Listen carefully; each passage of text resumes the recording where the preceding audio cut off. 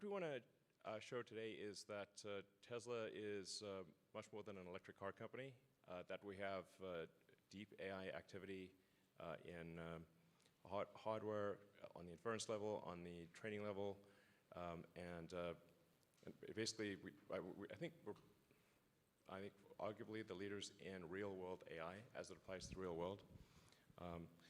And those of you who have seen the full self-driving beta, I can appreciate the rate at which the Tesla neural net is learning to drive. And so this is a particular application of AI, but I think there are more applications down the road that will make sense, and we'll talk about that later in the presentation.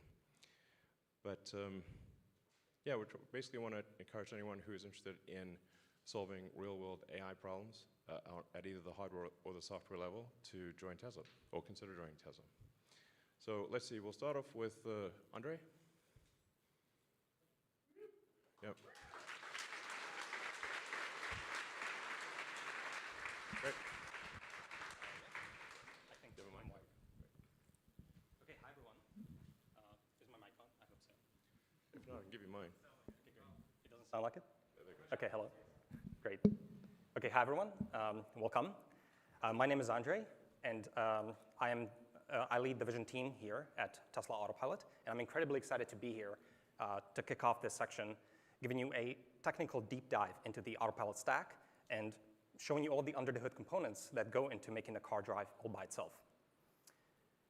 So we're going to start off with the vision component here. Now, in the vision component, what we're trying to do is we're trying to design a neural network that processes the raw information, which in our case is the 8 cameras that are positioned around the vehicle. And they send us images, and we need to process that in real time into what we call the vector space. And this is a 3-dimensional representation of everything you need for driving. So this is the 3-dimensional positions of lines, edges, curbs, traffic signs, traffic lights, cars, their positions, orientations, depths, velocities, and so on. So here I'm showing a video of, actually, hold on. Apologies. So here I'm showing the video of the raw inputs that come into the stack, and then the neural network processes that into the vector space. And you are seeing parts of that vector space rendered in the instrument cluster on the car.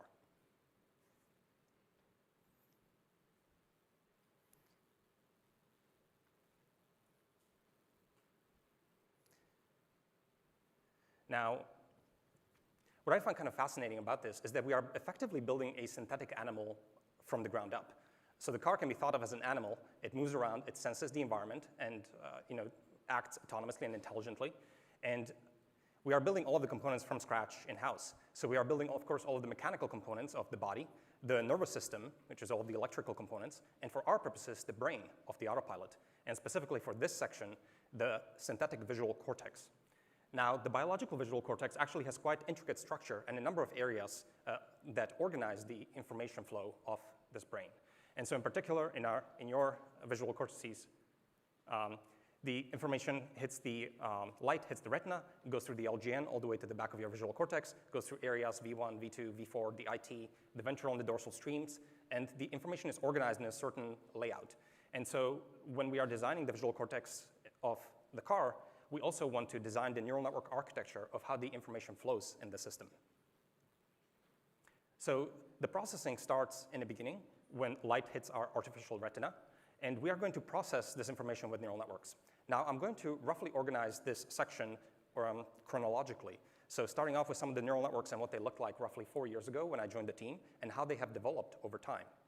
So roughly 4 years ago, the car was mostly driving in a single lane, going forward on the highway, and so it had to keep lane, and it had to keep distance away from the car in front of us.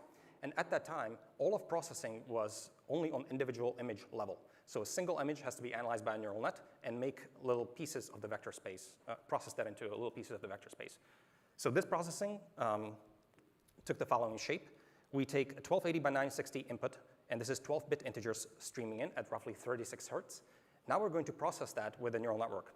So we instantiate a feature extractor backbone. In this case, we use residual neural networks. So we have a stem and a number of residual blocks connected in series. Now, the specific class of ResNets that we use are RegNets, because this is like a very RegNets offer a very nice design space for neural networks because they allow you to very nicely trade off latency and accuracy. Now, these RegNets give us, as an output, a number of features at different resolutions and different scales. So in particular, on the very bottom of this feature hierarchy, we have very high resolution information with very low channel counts. And all the way at the top, we have low resolution spatially, but high channel counts. So on the bottom, we have a lot of neurons that are really scrutinizing the detail of the image. And on the top, we have neurons that can see most of the image and a lot of that context, have a lot of that scene context. We then like to process this with feature pyramid networks. In our case, we like to use BiFPNs. And they get to multiple scales to talk to each other effectively and share a lot of information. So for example, if you're a neuron all the way down in the network and you're looking at a small patch and you're not sure if this is a car or not, it definitely helps to know from the top layers that, hey, you are actually in the vanishing point of this highway. And so that helps you disambiguate that this is probably a car. After a BiFPN and a feature fusion across scales, we then go into task-specific heads. So for example, if you are doing object detection, we have a one-stage YOLO-like object detector here where we initialize a raster, and there's a binary bit per position telling you whether or not there's a car there. And then in addition to that, if there is, here's a bunch of other attributes you might be interested in. So the XY with height offset, or any of the other attributes, like what type of a car is this, and so on. So this is for the detection by itself. Now, very quickly we discovered that we don't just want to detect cars, we want to do a large number of tasks. So, for example, we want to do traffic light recognition and detection, a lane prediction, and so on. So very quickly, we converged in this kind of a architectural layout where there's a common shared backbone and then branches off into a number of heads. So we call these, therefore, hydranets, and these are the heads of the hydra. Now, this architectural layout has a number of benefits. So number one, because of the feature sharing, we can amortize the forward pass inference in the car at test time. And so this is very efficient to run. Because if we had to have a backbone for every single task, that would be a lot of backbones in the car. Number two, this decouples all of the tasks, so we can individually work on every one task in isolation. And for example, we can uprev any of the data sets or change some of the architecture of the head and so on, and you are not impacting any of the other tasks. And so we don't have to revalidate all the other tasks, which can be expensive. And number three, because there's this bottleneck here in features, what we do fairly often is that we actually cache these features to disk. And when we are doing these fine-tuning workflows, we only fine-tune from the cached features up and only fine-tune the heads. So most often in terms of our training workflows, we will do an end-to-end training run once in a while where we train everything jointly. Then we cache the features at the multi-scale feature level. And then we fine-tune off of that for a while. And then end-to-end train once again, and so on. So here's the kinds of predictions that we were obtaining, I would say several years ago now, from one of these hydranets. So again, we are processing individual images. There we go. We are processing just individual image, and we're making a large number of predictions about these images. So for example, here you can see predictions of the stop signs, the stop lines, the edges, the cars, the traffic lights, the curbs here, whether or not the car is parked. All of the static objects like trash cans, cones, and so on, and everything here is coming out of the net, here in this case, out of the Hydra net. So that was all fine and great, but as we worked towards FSD, we quickly found that this is not enough. So where this first started to break was when we started to work on Smart Summon. Here I am showing some of the predictions of only the curb detection task, and I'm showing it now for every one of the cameras. So we'd like to wind our way around the parking lot to find the person who is summoning the car. Now the problem is that you can't just directly drive on image space predictions. You actually need to cast them out and form some kind of a vector space around you. So we attempted to do this using C++ and developed what we called the occupancy tracker at the time. So here we see that the curb detections from the images are being stitched up across camera scenes, camera boundaries, and over time. Now, there were two major problems, I would say, with this setup. Number one, we very quickly discovered that tuning the occupancy tracker and all of its hyperparameters was extremely complicated. You don't want to do this explicitly by hand in C++. You want this to be inside a neural network and train that end to end. Number two, we very quickly discovered that the image space is not the correct output space. You don't want to make predictions in image space. You really want to make it directly in the vector space. So here's a way of illustrating the issue. So here I'm showing on the first row the predictions of our curbs and our lines in red and blue. And they look great in the image, but once you cast them out into the vector space, things start to look really terrible. And we are not going to be able to drive on this. So you see how the predictions are quite bad. in vector space. And the reason for this fundamentally is because you need to have an extremely accurate depth per pixel in order to actually do this projection.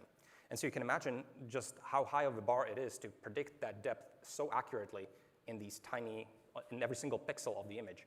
And also, if there's any occluded area where you'd like to make predictions, you will not be able to because it's not an image space concept in that case. So we very quickly the other problems with this, by the way, is also for object detection. If you are only making predictions per camera, then sometimes you will encounter cases like this where a single car actually spans 5 of the 8 cameras. And so if you are making individual predictions, then no single camera sees all of the car. And so obviously you're not going to be able to do a very good job of predicting that whole car. And it's going to be incredibly difficult to fuse these measurements.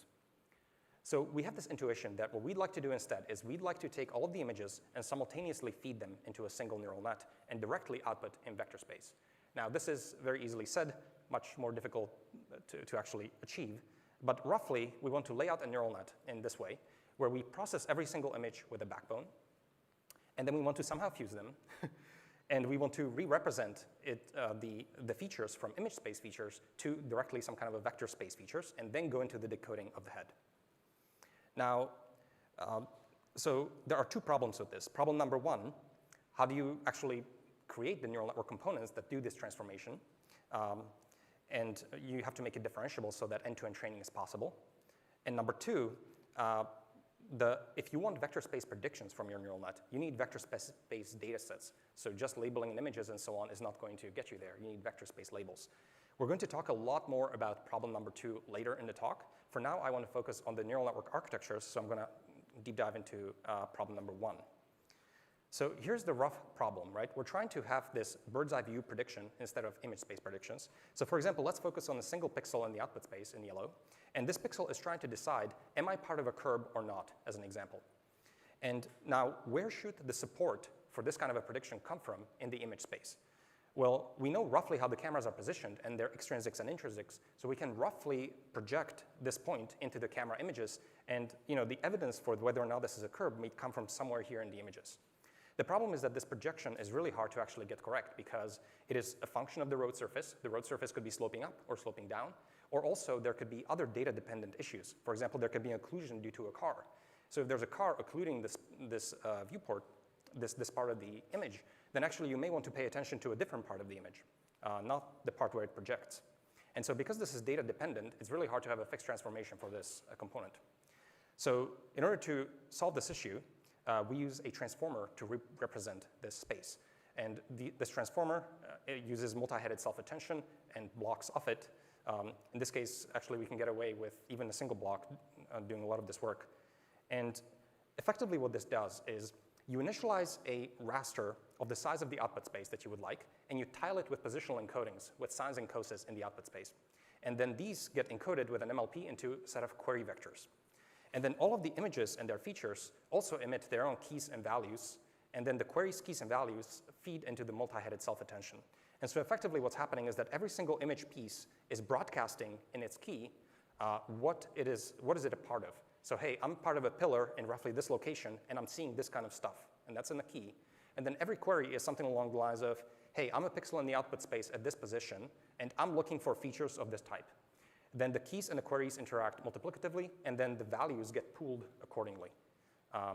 And so this re-represents the space, and we found this to be very effective for this transformation. So if you do all of the engineering correctly, this again is very easily said, difficult to do. You do all of the engineering correctly. There's one more problem actually before. I'm not sure what's up with the slides. So one more thing, you have to be careful with some of the details here when you are trying to get this to work. So in particular, all of our cars are slightly cockeyed in a slightly different way. And so if you're doing this transformation from image space to the output space, you really need to know what your camera calibration is. And you need to feed that in somehow into the neural net. And so you could definitely just like concatenate the camera calibrations of all of the images and somehow feed them in with an MLP. But actually, we found that we can do much better by transforming all of the images into a synthetic virtual camera using a special rectification transform. So this is what that would look like. We insert a new layer right above the image, rectification layer. It's a function of camera calibration, and it translates all of the images into a virtual common camera. So if you were to average up a lot of repeater images, for example, which face to the back, you would, without doing this, you would get a kind of a blur. But after doing the rectification transformation, you see that the back mirror gets really crisp. So once you do this, this improves the performance quite a bit. So here are some of the results. So on the left, we are seeing what we had before, and on the right, we're now seeing significantly improved predictions coming directly out of the neural net. This is a multi-camera network predicting directly in vector space, and you can see that it's basically night and day. You can actually drive on this. And this took some time and some engineering and incredible work from the AI team to actually get this to work and deploy and make it efficient in the car. This also improved a lot of our object detection. So for example, here in this video, I'm showing single camera predictions in orange and multi-camera predictions in blue. And basically, if you can't predict these cars if you are only seeing a tiny sliver of a car. So your detections are not going to be very good, and their positions are not going to be good. But a multi-camera network does not have an issue. Here's another video from a more nominal sort of situation. And we see that as these cars in this tight space cross camera boundaries, there's a lot of jank that enters into the predictions. And basically, the whole setup just doesn't make sense, especially for very large vehicles like this one. And we can see that the multi-camera networks struggle significantly less with these kinds of predictions. OK, so at this point, we have multi-camera networks, and they're giving predictions directly in vector space. But we are still operating at every single instant in time completely independently. So very quickly, we discovered that there's a large number of predictions we want to make that actually require the video context. And we need to somehow figure out how to feed this into the net. So in particular, is this car parked or not? Is it moving? How fast is it moving? Is it still there, even though it's temporarily occluded? Or for example, if I'm trying to predict the road geometry ahead, it's very helpful to know if the signs or the road markings that I saw 50 meters ago. So we try to develop, we try to insert video modules into our neural network architecture, and this is kind of one of the solutions that we've converged on.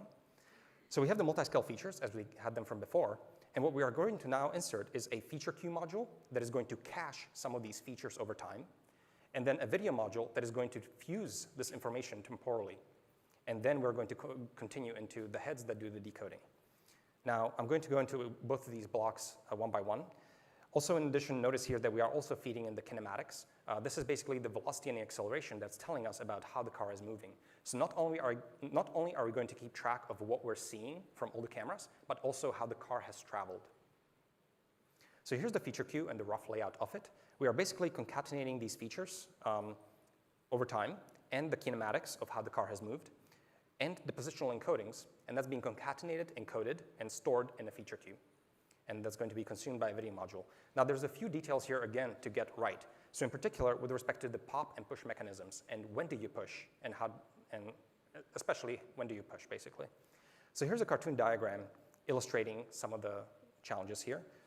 There's going to be the ego car is coming from the bottom and coming up to this intersection here, and then traffic is going to start crossing in front of us, and it's going to temporarily start occluding some of the cars ahead. And then we're going to be stuck at this intersection for a while and just waiting our turn. This is something that happens all the time and is a cartoon representation of some of the challenges here. So number one, with respect to the feature queue and when we want to push into a queue, obviously we'd like to have some kind of a time-based queue where, for example, we enter the features into the queue, say, every 27 milliseconds.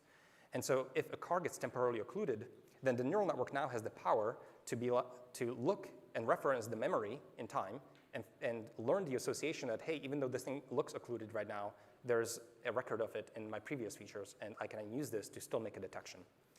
So that's kind of like the more obvious one, but the one that we also discovered is necessary in our case is, for example, suppose you're trying to make predictions about the road surface and the road geometry ahead, and you're trying to predict that I'm in a turning lane and the lane next to us is going straight.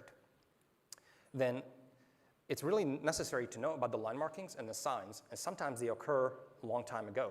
And so if you only have a time-based queue, you may forget the features while you're waiting at your red light. So in addition to a time-based queue, we also have a space-based queue. So we push every time the car travels a certain fixed distance. So some of these details actually can matter quite a bit. And so in this case, we have a time-based queue and a space-based queue to cache our features, and that continues into the video module. Now, for the video module, we looked at a number of possibilities of how to fuse this information temporally. So we looked at three-dimensional convolutions, transformers, axial transformers in an effort to try to make them more efficient, recurrent neural networks of a large number of flavors. But the one that we actually like quite a bit as well, and I want to spend some time on, is a spatial recurrent neural network video module. And so what we're doing here is, because of the structure of the problem, we're driving on two-dimensional surfaces, we can actually organize the hidden state into a two-dimensional lattice. And then as the car is driving around, we update only the parts that are near the car and where the car has visibility. So as the car is driving around, we are using the kinematics to integrate the position of the car in the hidden features grid. And we are only updating the RNN at the points where we have that are nearby us, sort of. So here's an example of what that looks like. Here, what I'm going to show you is the car driving around, and we're looking at the hidden state of this RNN. And these are different channels in the hidden state. So you can see that this is after optimization and training this neural net. You can see that some of the channels are keeping track of different aspects of the road. Like, for example, the centers of the road, the edges, the lines, the road surface, and so on. Here's another cool video of this.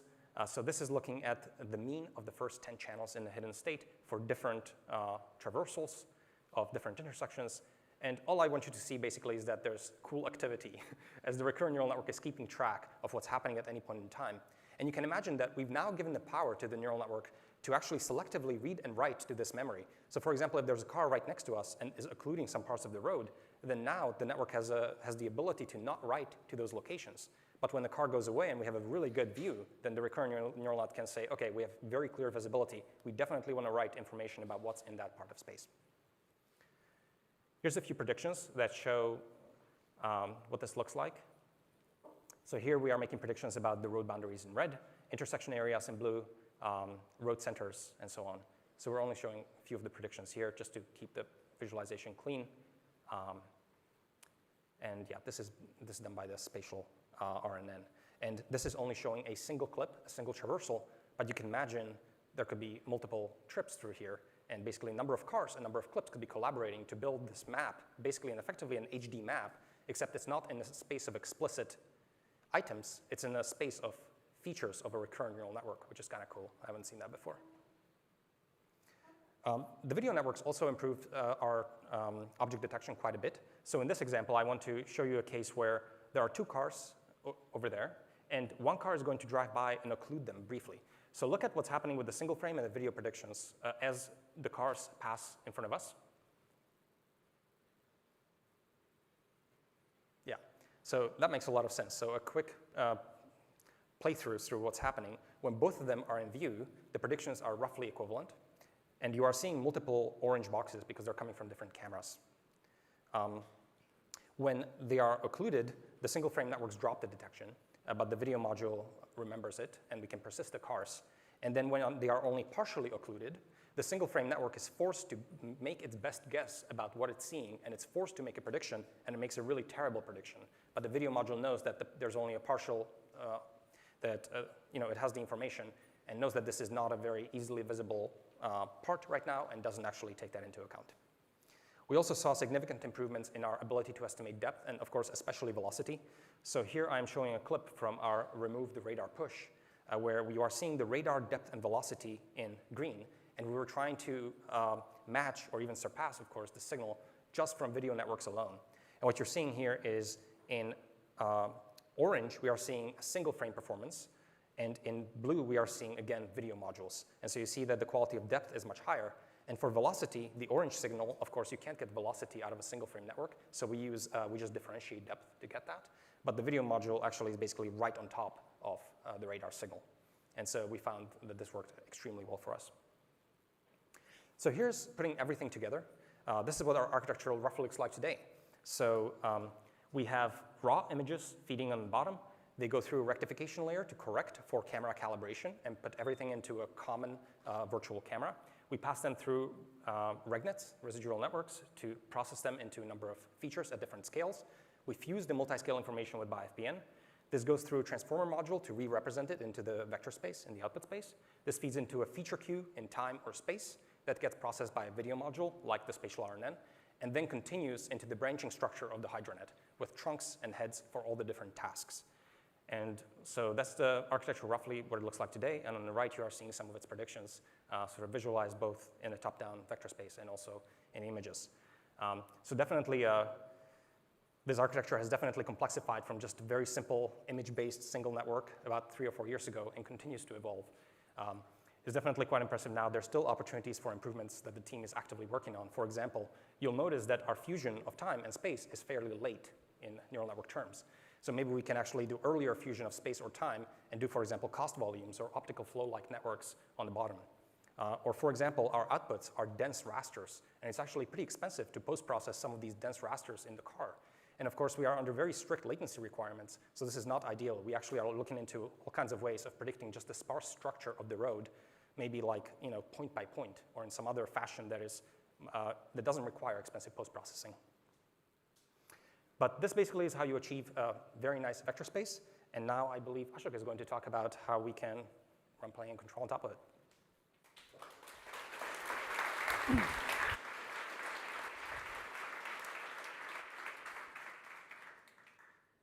Thank you, Andre. Hi, everyone. My name is Ashok. I lead the planning and controls, auto labeling and simulation teams. So, like Andre mentioned, the vision networks take dense video data and then compress it down into a 3D vector space. The role of the planner now is to consume this vector space and get the car to the destination while maximizing the safety, comfort, and the efficiency of the car. Even back in 2019, our planner was a pretty capable driver. It was able to stay in the lanes, make lane changes as necessary, and take exits of the highway. But city driving is much more complicated. Rarely there are structured lane lines. Vehicles do much more free-form driving. Then the car has to respond to all of cut-ins and crossing vehicles and pedestrians doing funny things. What is the key problem in planning? Number one, the action space is very non-convex. And number two, it is high-dimensional. What I mean by non-convex is there can be multiple possible solutions that can be independently good, but getting a globally consistent solution is pretty tricky. So there can be pockets of local minima that the planning can get stuck into. And secondly, the high dimensionality comes because the car needs to plan for the next 10 to 15 seconds. It needs to produce the position, velocities, and acceleration over this entire window. This is a lot of parameters to produce at runtime. Discrete search methods are really great at solving non-convex problems because they are discrete, they don't get stuck in local minima, whereas continuous function optimization can easily get stuck in local minima and produce poor solutions that are not great. On the other hand, for high-dimensional problems, discrete search sucks because it is discrete, it does not use any graded information, so literally it has to go and export each point to know how good it is. Whereas continuous optimization uses gradient-based methods to very quickly go to a good solution. Our solution to this entire problem is to break it down hierarchically. First, use a code search method to crunch down the non-convexity and come up with a convex corridor, and then use continuous optimization techniques to make the final smooth trajectory. Let's see an example of how the search operates. So here, we're trying to do a lane change. In this case, the car needs to do 2 back-to-back lane changes to make the left turn up ahead. For this, the car searches over different maneuvers. So in the first one it searches is a lane change that's close by, but the car brakes pretty harshly, so it's pretty uncomfortable. The next maneuver it tries does the lane change a bit late, so it speeds up, goes behind the other car, goes in front of the other cars, and finally does the lane change. But now it risks missing the left turn. We do thousands of such searches in a very short time span. Because these are all physics-based models, these futures are very easy to simulate, and in the end, we have a set of candidates, and we finally choose one based on the optimality conditions of safety, comfort, and easily making the turn. So now the car has chosen this path, and you can see that as the car executes this trajectory, it pretty much matches what we had planned. The cyan plot on the right side here, that one is the actual velocity of the car, and the white line underneath it was the plan. So we are able to plan for 10 seconds here and able to match that when we see in hindsight. So this is a well-made plan. When driving alongside other agents, it's important to not just plan for ourselves, but instead we have to plan for everyone jointly and optimize for the overall scene's traffic flow. In order to do this, what we do is we literally run the Autopilot planner on every single relevant object in the scene. Here's an example of why that's necessary. This is a narrow corridor. I'll let you watch the video for a second.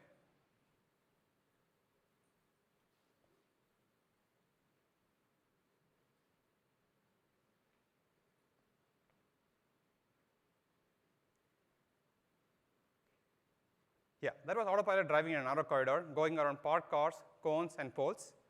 Here, there's a 3D view of the same thing. The oncoming car arrives now, and Autopilot slows down a little bit, but then realizes that we cannot yield to them because we don't have any space to our side. But the other car can yield to us instead.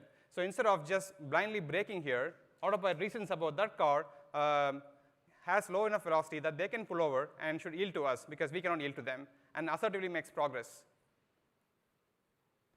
A second oncoming car arrives now. This vehicle has higher velocity, and like I said earlier, we literally run the Autopilot planner for the other object. So in this case, we run the planner for them. That object's plan now goes around their side's parked cars, and then after they pass the parked cars, goes back to the right side of the road for them. Since we don't know what's in the mind of the driver, we actually have multiple possible futures for this car. Here, one future is shown in red, the other one is shown as green. The green one is a plan that yields to us. But since this object's velocity and acceleration are pretty high, we don't think that this person is going to yield to us, and they are actually going to go around these parked cars. So Autopilot decides that, OK, I have space here. This person is definitely going to come, so I'm going to pull over. So as Autopilot is pulling over, we notice that that car has chosen to yield to us based on their yaw rate and their acceleration. And Autopilot immediately changes his mind and continues to make progress. This is why we need to plan for everyone, because otherwise we wouldn't know that this person is going to go around the other parked cars and come back to their side. If we didn't do this, Autopilot would be too timid and would not be a practical self-driving car.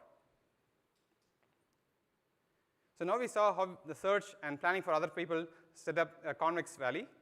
Finally, we do a continuous optimization to produce the final trajectory that the planner needs to take. Here, the gray thing is the convex corridor. And we initialize a spline in heading and acceleration, parameterized over the arc length of the plan. And you can see that the optimization continuously makes fine-grained changes to reduce all of its costs. Some of the costs, for example, are distance from obstacles, traversal time, and comfort. For comfort, you can see that the lateral acceleration plots on the right have nice trapezoidal shapes.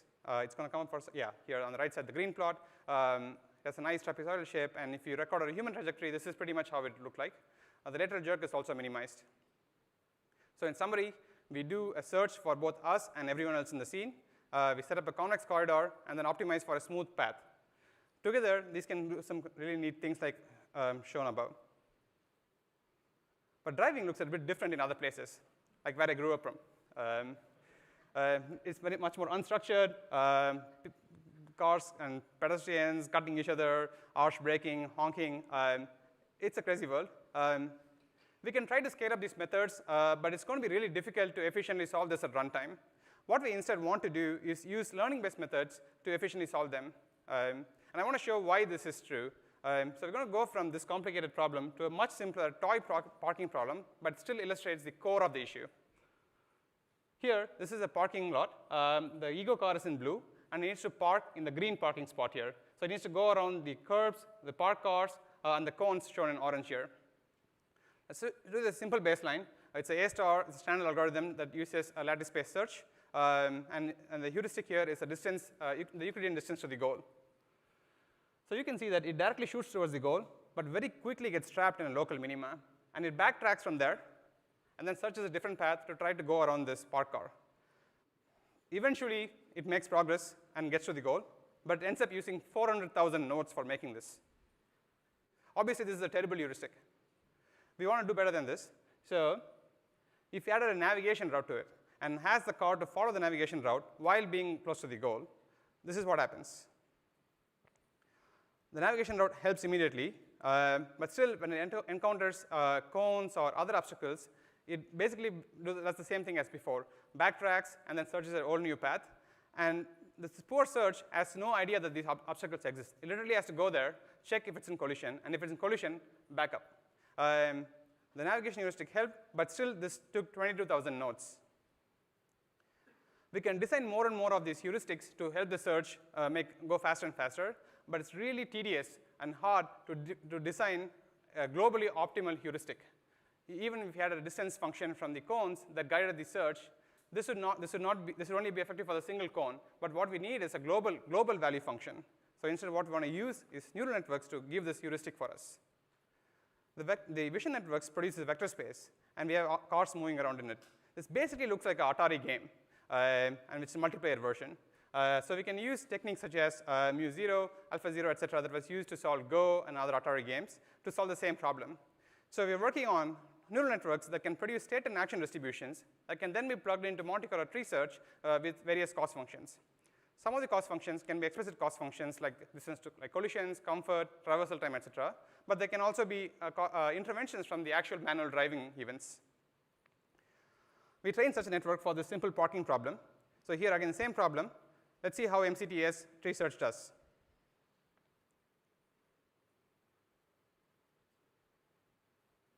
So here you notice that the planner is basically able to, in one shot, make progress towards the goal.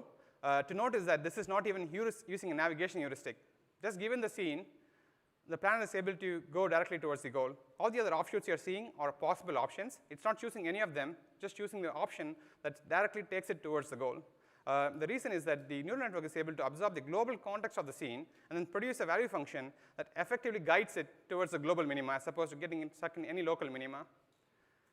So this only takes 288 nodes and is several orders of magnitude less than what was done in the A-star with the Euclidean distance heuristic. So this is what a final architecture is going to look like. The vision system is going to crush down the dense video data into a vector space. It's going to be consumed by both an explicit planner and a neural network planner. In addition to this, the network planner can also consume intermediate features of the network. Together, these produce a trajectory distribution, and it can be optimized end-to-end, both with explicit cost functions and human intervention and other imitation data. This then goes into explicit planning function that does whatever is easy for that and produces the final steering and acceleration commands for the car. With that, we need to now explain how we train these networks. And for training these networks, we need large data sets. I invite Andre to speak briefly about manual labeling.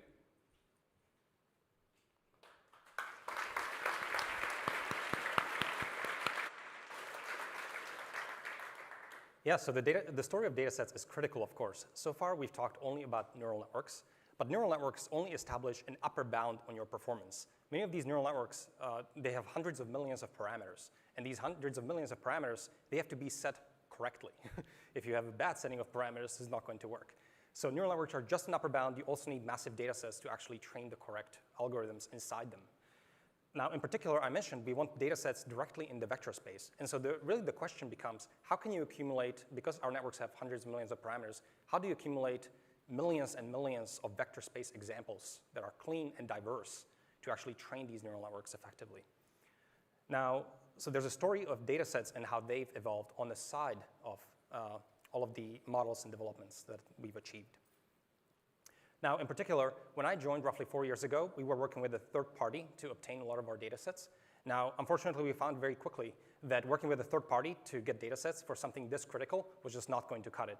The latency of working with a third party was extremely high, and honestly, the quality was not amazing. And so in the spirit of full vertical integration at Tesla, we brought all of the labeling in-house. And so over time, we've grown more than 1,000-person data labeling org that is full of professional labelers who are working very closely with the engineers. So actually, they're here in the US and co-located with the engineers here in Bay Area as well.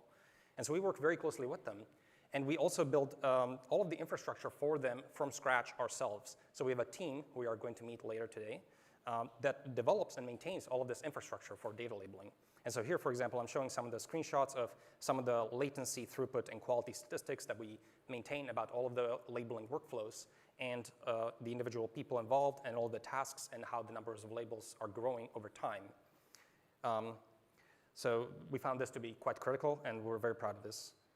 Now, in the beginning, roughly 3 or 4 years ago, most of our labeling was in image space. And so you can imagine that this is taking quite some time to annotate an image like this, and this is what it looked like, where we are sort of drawing polygons and polylines on top of these single individual images. As I mentioned, we need millions of vector space labels, so this is not going to cut it. So very quickly, we graduated to 3-dimensional or 4-dimensional labeling, where we are directly labeling in vector space, not in individual images. So here what I'm showing is a clip and you are seeing a very small reconstruction. You're about to see a lot more reconstructions soon, but it's a very small reconstruction of the ground plane on which the car drove, and a little bit of the point cloud here that was reconstructed.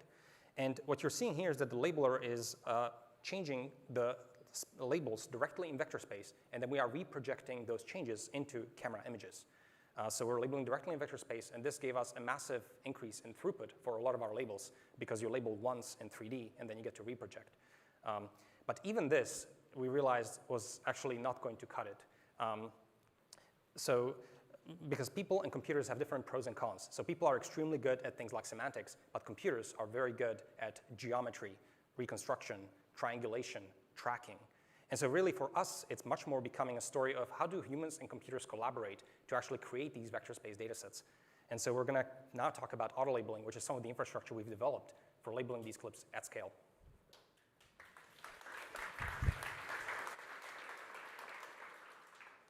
Hi again. So even though we have lots of human labelers, the amount of training data needed for training the network significantly outnumbers them. So we try to invest in a massive auto-labeling pipeline. Here's an example of how we label a single clip.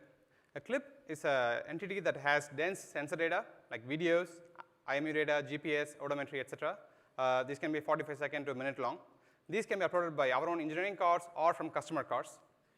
We collect these clips and then send them to our servers, where we run a lot of neural networks offline to produce intermediate results, like segmentation masks, depth, point matching, etc. This then goes through a lot of robotics and AI algorithms to produce a final set of labels that can be used to train the networks. One of the first tasks we want to label is the road surface. Typically, we can use splines or meshes to represent the road surface, but those are, because of the topology restrictions, are not differentiable and not amenable to producing this. So what we do instead is in the style of neural radiance fields work from last year, which is quite popular. So we use an implicit representation to represent the road surface. Here, we are querying XY points on the ground and asking for the network to predict the height of the ground surface, along with various semantics such as curbs, lane boundaries, road surface, drivable space, etc. So given a single XY, we get a Z. Together, these make a 3D point, and they can be reprojected into all the camera views. So we make millions of such queries and get lots of points. These points are reprojected into all the camera views. We are showing on the top right here one such camera image with all these points reprojected.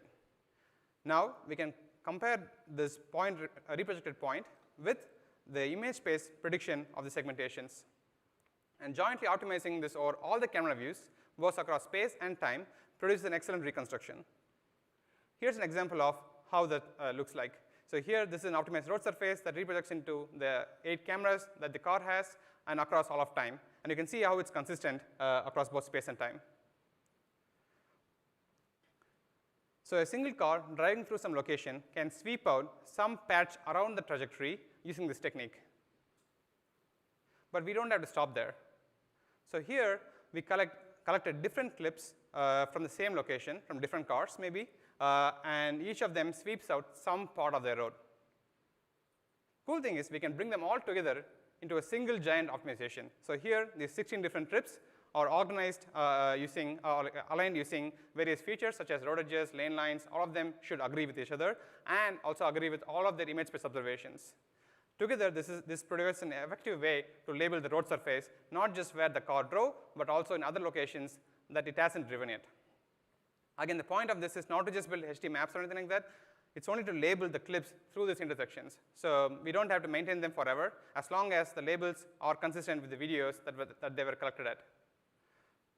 Optionally, then humans can come on top of this and clean up any noise or add additional metadata to make it even richer. We don't have to stop at just the road surface. We can also arbitrarily reconstruct 3D static obstacles. Here, this is a reconstructed 3D point cloud from our cameras. The main innovation here is the density of the point cloud. Typically, these points require texture to form associations from one frame to the next frame. But here, we are able to produce these points even on textureless surfaces like the road surface or walls. And this is really useful to annotate arbitrary obstacles that we can see in the world. One more cool advantage of doing all of this on the servers offline is that we have the benefit of hindsight. This is a super useful hack because say in the car, the network needs to produce the velocity. It just has to use the historical information and guess what the velocity is. But here, we can look at both the history but also the future and basically cheat and get the correct answer of the kinematics, like velocity, acceleration, etc. One more advantage is that we can have like different tracks, but we can stitch them together even through occlusions. Because we know the future, we have future tracks, we can match them and then associate them. So here you can see the pedestrians on the other side of the road are persisted even through multiple occlusions by these cars. This is really important for the planner because the planner needs to know if it saw someone, it still needs to account for them even then they're occluded. So this is a massive advantage. Combining everything together, we can produce these amazing data sets that annotate all of the road texture, all of the static objects, and all of the moving objects, even through occlusions, producing excellent kinematic labels. You can see how the cars turn smoothly, produce really smooth labels. All the pedestrians are consistently tracked. The parked cars have basically zero velocity, so we can also know that they are parked. So this is huge for us. This is one more example of the same thing. You can see how everything is consistent. We want to produce 1 million such labeled clips and train our video, multicam video networks with such large data set and really crush this problem. We want to get the same view that's consistent that you're seeing here in the car. We started our first exploration of this with the Remove the Radar project. We removed it in a very short time span, I think, within 3 months. In the early days of the network, we noticed, for example, in low visibility conditions, the network can suffer understandably because obviously this truck just dumped a bunch of snow on us and it's really hard to see. But we should still remember that this car was in front of us. But our networks early on did not do this because of the lack of data in such conditions. So what we did, we asked the fleet to produce lots of similar clips. And the fleet responded, it did. So it produces does it play? Yeah. It produces lots of video clips where shit's falling out of all other vehicles. And we sent this through our auto-labeling pipeline that was able to label 10K clips within a week. This would have taken several months with humans labeling every single clip here. So we did this for 200 different conditions, and we were able to very quickly create large data sets, and that's how we were able to remove this. So once we train the networks with this data, you can see that it's totally working and keeps in memory that this object was there and provides this. So finally, we wanted to actually get a Cybertruck into a data set for the Remove the Radar. Can you all guess where we got this clip from? I'll give you a moment. Someone said it. Yes, it's rendered. It's our simulation. It was hard for me to tell initially, and if I may say so myself, it looks pretty. It looks very pretty. So yeah, in addition to auto-labeling, we also invest heavily in using simulation for labeling our data. So this is the same scene as seen before, but from a different camera angle. So a few things that I wanted to point out, for example, the ground surface. It's not plain asphalt. There are lots of cars and cracks and tar seams. There's some patchwork done on top of it.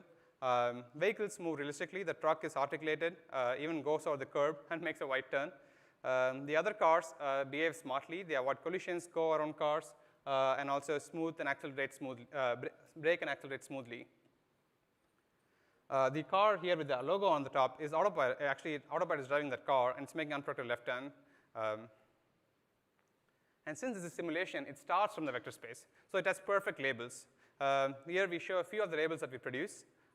These are vehicle cuboids with kinematics, depth, surface normals, segmentation.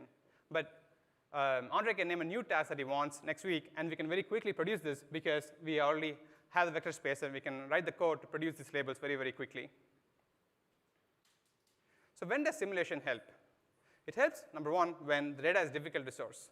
As large as our fleet is, it can still be hard to get some crazy scenes, like this couple and their dog running on the highway, while there are other high-speed cars around. This is a pretty rare scene, I'd say, but still can happen, and Autopilot still needs to handle it when it happens. When data is difficult to label, there are hundreds of pedestrians crossing the road. This could be a Manhattan, downtown, people crossing the road. It's going to take several hours for humans to label this clip.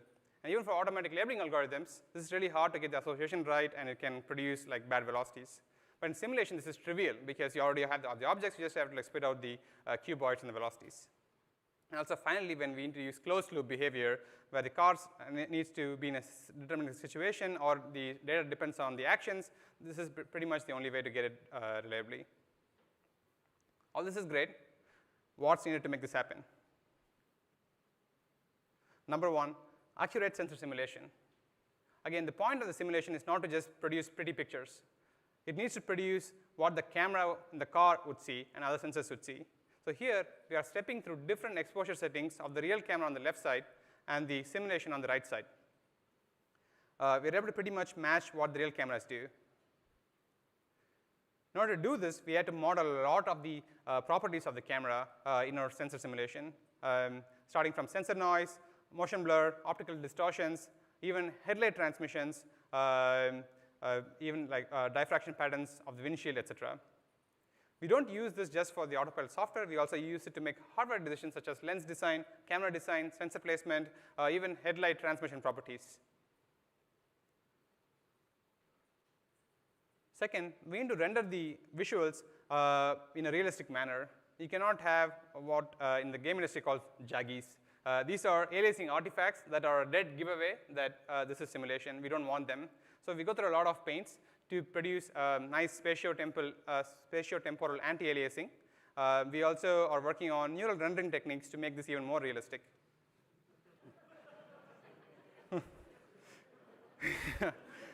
Yeah, in addition, we also use ray tracing to produce realistic lighting and global illumination. Okay, that's the last of the cop cars, I think. We obviously cannot have really just 4 or 5 cars because the network will easily overfit because it knows the sizes. So we need to have realistic assets, like the moose on the road here. We have thousands of assets in our library, and they can wear different shirts and actually can move realistically. So this is really cool. We also have a lot of different locations mapped and created to create these sim environments.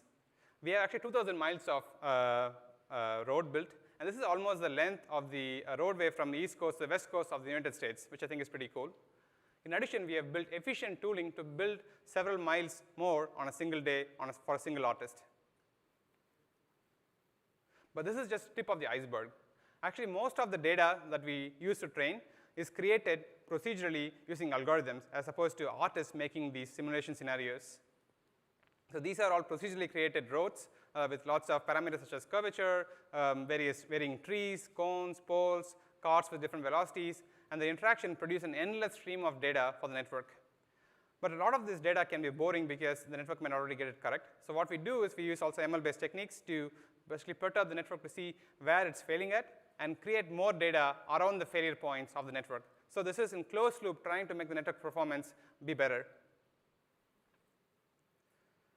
We don't want to stop there. So actually, we want to recreate any failures that happens to the Autopilot in simulation so that we can hold Autopilot to the same bar from then on.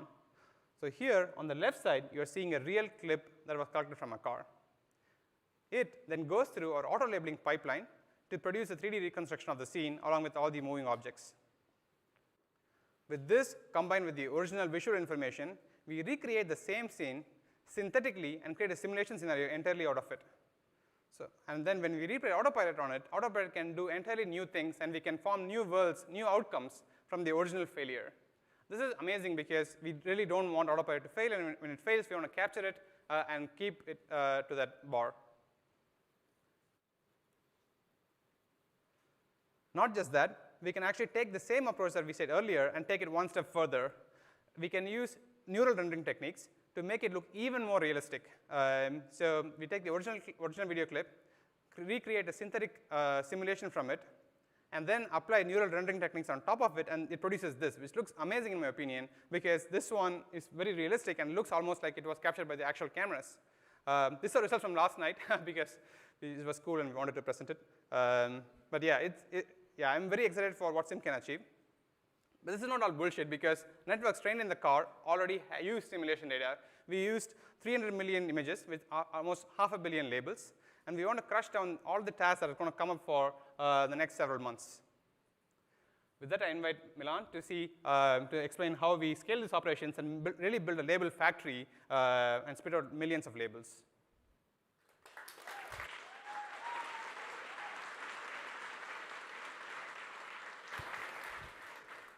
All right, thanks, Ashok. Hey, everyone, I'm Milan. I'm responsible for the integration of our neural networks in the car and for most of our neural network training and evaluation infrastructure. And so tonight, I'd just like to start by giving you some perspective into the amount of compute that's needed to power this type of data generation factory. And so in the specific context of the push we went through as a team here a few months ago to get rid of the dependency on the radar sensor for Autopilot, we generated over 10 billion labels across 2.5 million clips. And so to do that, we had to scale our huge offline neural networks and our simulation engine across thousands of GPUs and just a little bit shy of 20,000 CPU cores. On top of that, we also included over 2,000 actual Autopilot full self-driving computers in the loop with our simulation engine. And that's our smallest compute cluster. So I'd like to give you some idea of what it takes to take our neural networks and move them in the car. And so the two main constraints that we're working under here are mostly latency and frame rate, which are very important for safety, but also to get proper estimates of acceleration and velocity of our surroundings. And so the meat of the problem really is around the AI compiler that we write and extend here within the group that essentially maps the compute operations for my PyTorch model to a set of dedicated and accelerated pieces of hardware. And we do that while figuring out a schedule that's optimized for throughput while working under severe SRAM constraints. And so, by the way, we're not doing that just on one engine, but across two engines on the Autopilot computer. And the way we use those engines here at Tesla is such that at any given time, only one of them will actually output control commands to the vehicle, while the other one is used as an extension of compute. But those roles are interchangeable, both at the hardware and software level. So how do we iterate quickly together as a group through these AI development cycles? Well, first, we have been scaling our capacity to evaluate our software and neural network dramatically over the past few years. And today, we're running over 1 million evaluations per week on any code change that the team is producing. And those evaluations run on over 3,000 actual full self-driving computers that are hooked up together in a dedicated cluster.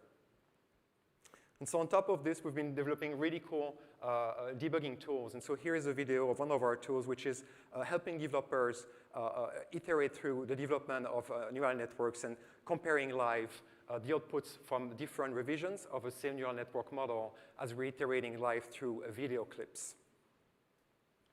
And so last but not least, we've been scaling our neural network training compute dramatically over the past few years. And today, we're barely shy of 10,000 GPUs, which, just to give you some sense, in terms of number of GPU, is more than the top 5 publicly known supercomputers in the world.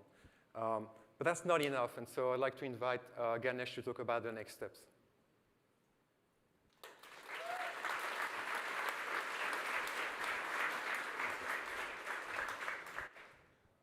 Thank you, Milan.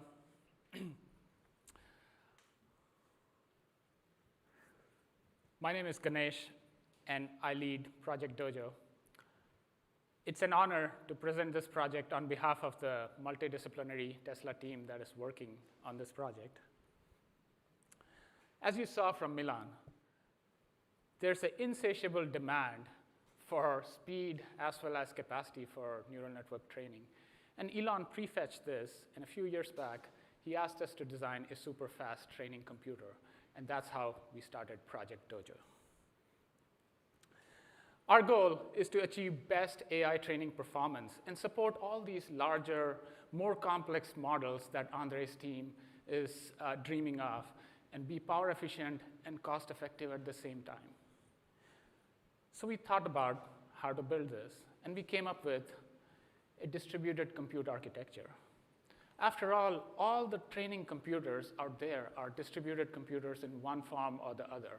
They have compute elements in the box out here connected with some kind of network. In this case, it's a two-dimensional network, but it could be any different network. CPU, GPU, accelerators, all of them have compute, little memory, and network. But one thing which is common trend amongst this is it's easy to scale the compute. It's very difficult to scale up bandwidth and extremely difficult to reduce latencies. And you'll see how our design point catered to that, how our philosophy addressed these aspects of traditional limits. For Dojo, we envisioned a large compute plane filled with very robust compute elements backed with large pool of memory and interconnected with very high bandwidth and low latency fabric and in a 2D mesh format. And onto this, for extreme scale, big neural networks will be partitioned and mapped to extract different parallelism, model, graph, data parallelism.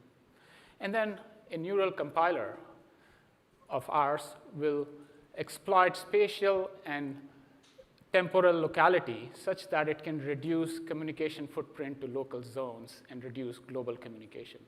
And if we do that, our bandwidth utilization can keep scaling with the plane of compute that we desire out here. We wanted to attack this all the way, top to bottom of the stack, and remove any bottlenecks at any of these levels. And let's start this journey in an inside-out fashion, starting with the chip.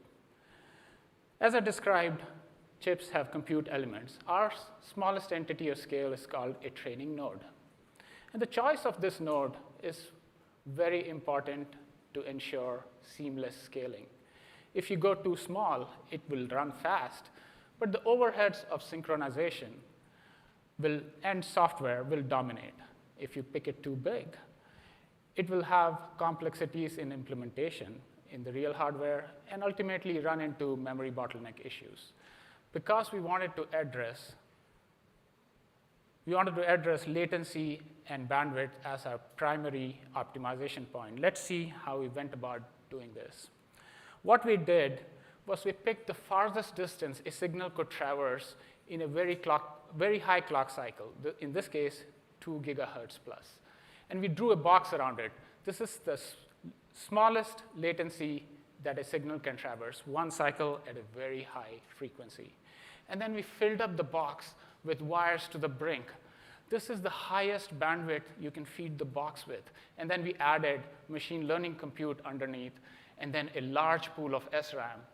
And last but not the least, a programmable core to control. And this gave us our high-performance training node. What this is a 64-bit superscalar CPU optimized around matrix multiply units and vector SIMD. It supports floating point 32, bfloat 16, and a new format, CFP8, configurable FP8. And it is backed by 1.25 megabyte of fast ECC-protected SRAM and the low latency, high bandwidth fabric that we designed. This might be our smallest entity of scale, but it packs a big punch.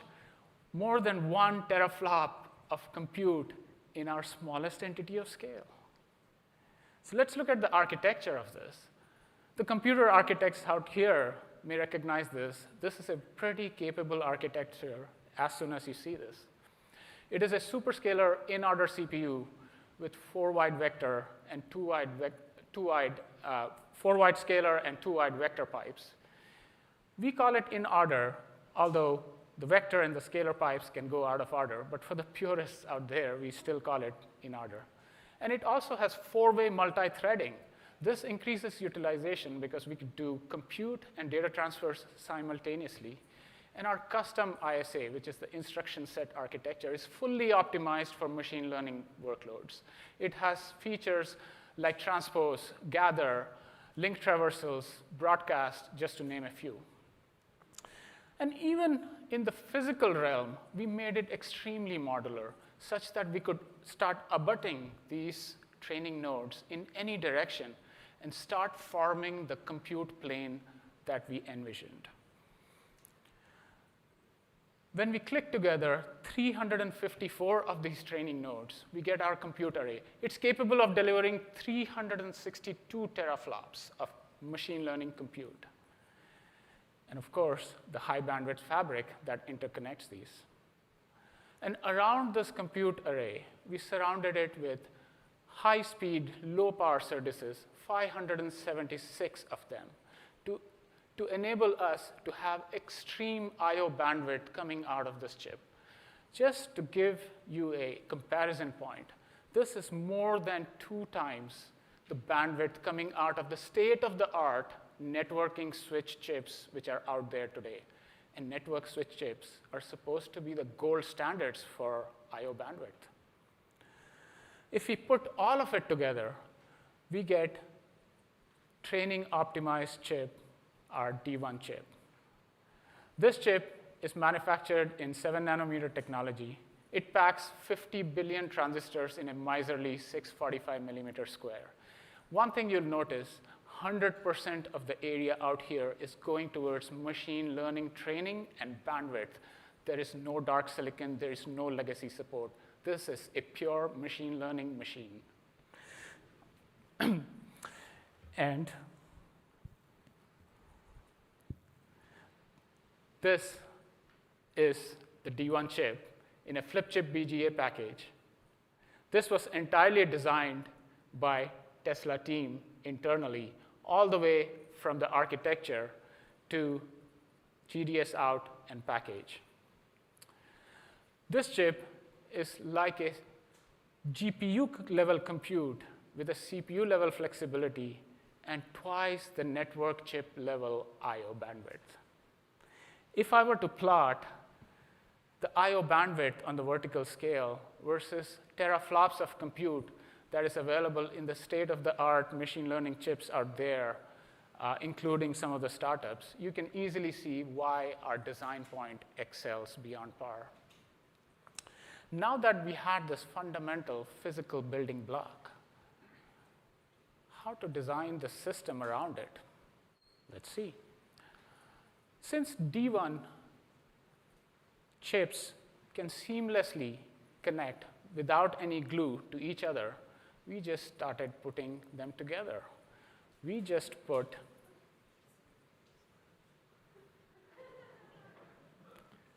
500,000 training nodes together to form our compute plane. This is 1,500 D1 chips seamlessly connected to each other. And then we add Dojo interface processors on each end. This is the host bridge to typical hosts in the data centers. It's connected with PCI Gen 4 on one side with a high bandwidth fabric to our compute plane. The interface processors provide not only the host bridge, but high bandwidth DRAM shared memory for the compute plane. In addition, the interface processors can also allow us to have a higher radix network connection. In order to achieve this compute plane, we had to come up with a new way of integrating these chips together. And this is what we call as a training tile. This is the unit of scale for our system. This is a groundbreaking integration of 25 known good D1 dies onto a fan-out wafer process, tightly integrated such that it preserves the bandwidth between them. The maximum bandwidth is preserved there. And in addition, we generated a connector, a high bandwidth, high density connector that preserves the bandwidth coming out of this training tile.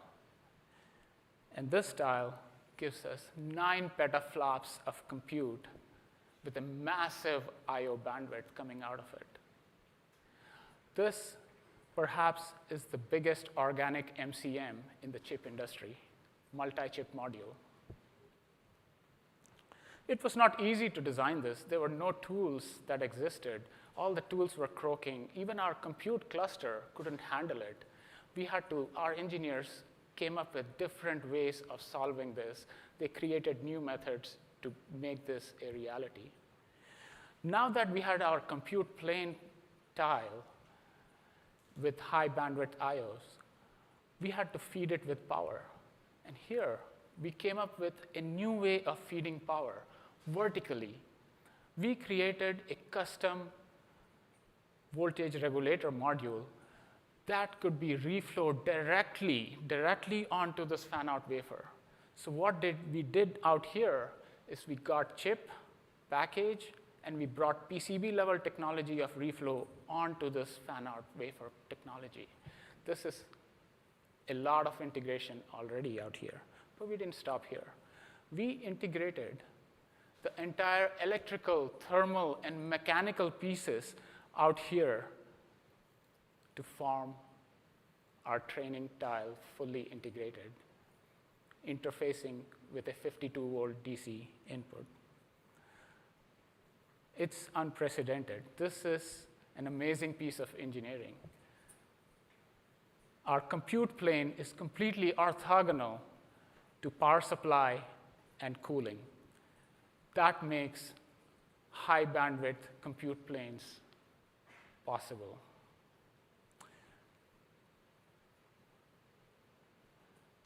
What it is a 9 petaflop training tile. This becomes our unit of scale for our system. And this is real.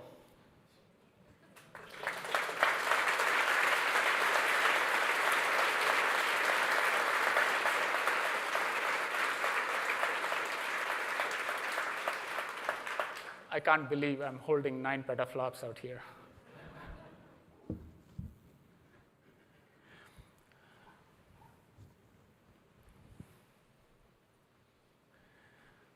And in fact, last week, we got our first functional training tile.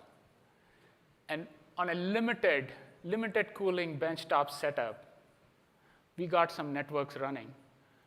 And I was told Andre doesn't believe that we could run networks till we could run one of his creations. Andre, this is MinGPT-2 running on Dojo. Do you believe it?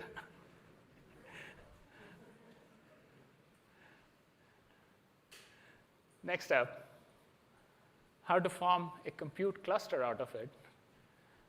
By now, you must have realized our modularity story is pretty strong. We just put together some tiles. We just tiled together tiles. A 2x3 tile in a tray makes our training matrix, and 2 trays in a cabinet give 100 petaflops of compute. Did we stop here? No.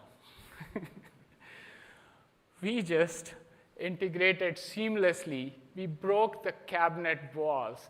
We integrated these tiles seamlessly all the way through, preserving the bandwidth. There's no bandwidth divot out here. There's no bandwidth cliffs. All the tiles are seamlessly connected with the same bandwidth. And with this, we have an exapod. This is 1 exaflop of compute in 10 cabinets. It's more than 1 million training nodes that you saw. We paid meticulous attention to that training node, and there are 1 million nodes out here with uniform bandwidth. Not just the hardware, the software aspects are so important to ensure scaling. And not every job requires a huge cluster, so we planned for it right from the get-go.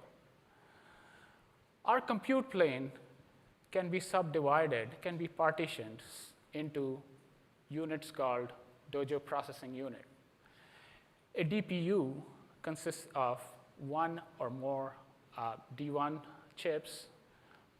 It also has our interface processor and 1 or more hosts. And this can be scaled up or down as per the needs of any algorithm, any network running on it. What does the user have to do?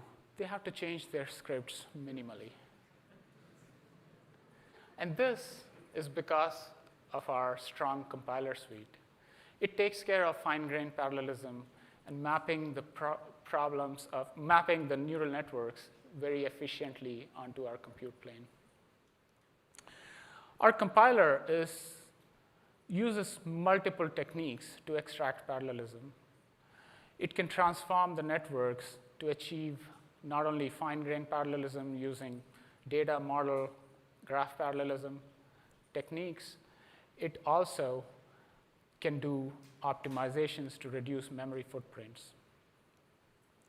One thing, because of our high bandwidth nature of the fabric is enabled out here, is model parallelism could not have been extended to the same level as what we can. It was limited to chip boundaries. Now we can, because of our high bandwidth, we can extend it to training tiles and beyond. Thus, large networks can be efficiently mapped here at low batch sizes and extract utilization and new levels of performance.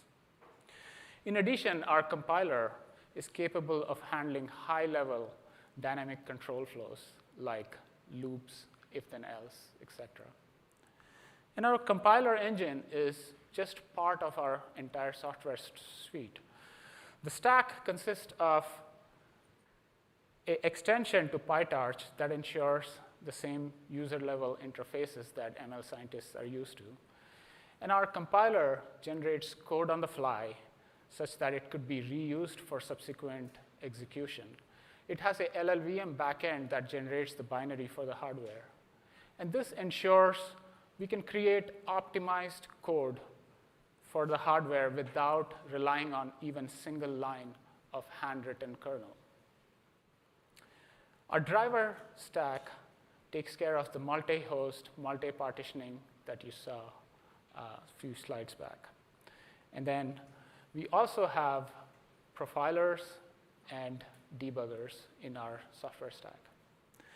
So with all this, we integrated in a vertical fashion. We broke the traditional barriers to scaling.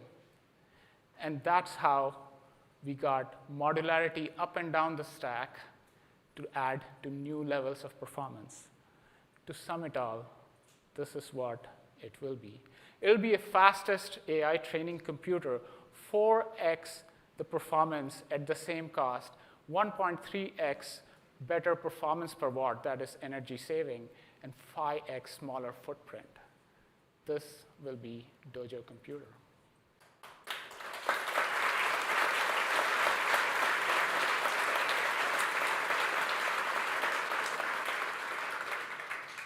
And we are not done.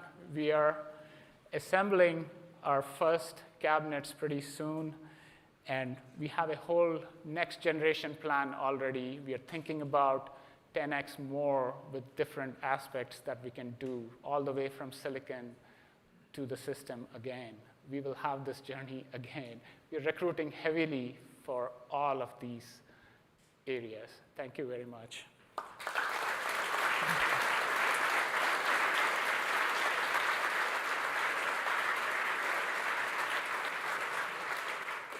And next up, Elon will update us on what's beyond our vehicle fleet for AI.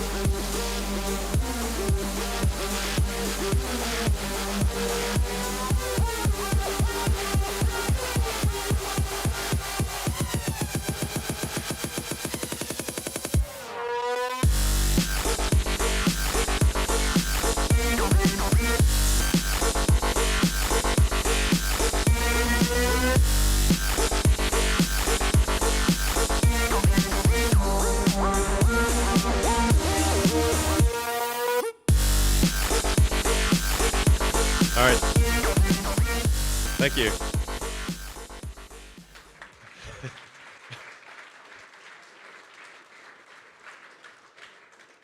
Now, unlike Dojo, obviously that was not real. So Dojo is real. The Tesla bot will be real. But basically, if you think about what we're doing right now with the cars, Tesla is arguably the world's biggest robotics company because our cars are like semi-sentient robots on wheels. And with the full self-driving computer, essentially the inference engine on the car, which will keep evolving, obviously, and Dojo, and all of the neural nets recognizing the world, understanding how to navigate through the world, it kind of makes sense to put that onto a humanoid form. And we're also quite good at sensors and batteries and actuators. So we think we'll probably have a prototype sometime next year that basically looks like this. And it's intended to be friendly, of course, and navigate through a world built for humans and eliminate dangerous, repetitive, and boring tasks. We're setting it such that it is, at a mechanical level, at a physical level, you can run away from it. And most likely overpower it. So hopefully that doesn't ever happen, but you never know. So it'll be a light, yeah, anyway, 5 miles an hour. If you can run faster than that, it'll be fine.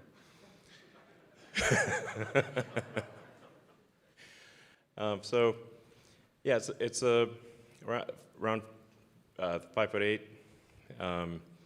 Has sort of a screen where the head is for useful information, but it's otherwise basically got the Autopilot system in it. So it's got cameras, got 8 cameras, and yeah.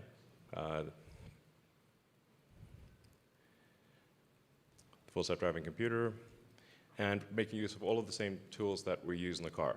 So, I mean, things that I think that are really hard about having a useful humanoid robot is, can it navigate through the world without being explicitly trained? I mean, without explicit, like, line-by-line instructions. Can you talk to it and say, please pick up that bolt and attach it to the car with that wrench, and it should be able to do that. It should be able to, please go to the store and get me the following groceries, that kind of thing. So, yeah, I think we can do that. And yeah, this I think will be quite profound, because if you say it like, what is the economy? It is, at the foundation, it is labor. So what happens when there is, no shortage of labor? This is why I think long term that there will need to be universal basic income. Yeah. But not right now, because this robot doesn't work. So we just need a minute. So yeah, but I think it's essentially in the future, physical work will be a choice. If you want to do it, you can, but you won't need to do it. And yeah, I think it obviously has profound implications for the economy, because given that the economy at its foundational level is labor, I mean, capital equipment is just distilled labor, then is there any actual limit to the economy? Maybe not. So, yeah, join our team and help build this. All right, so I think we'll have everyone come back on the stage, and you guys can ask questions if you'd like. Yeah.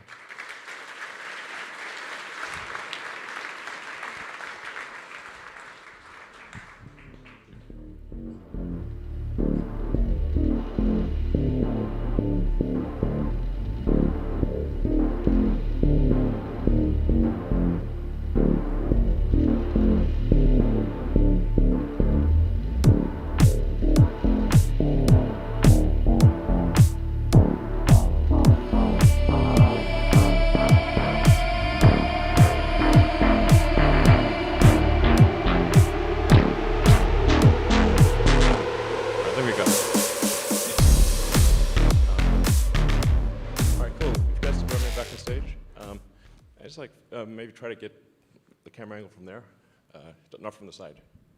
Thanks.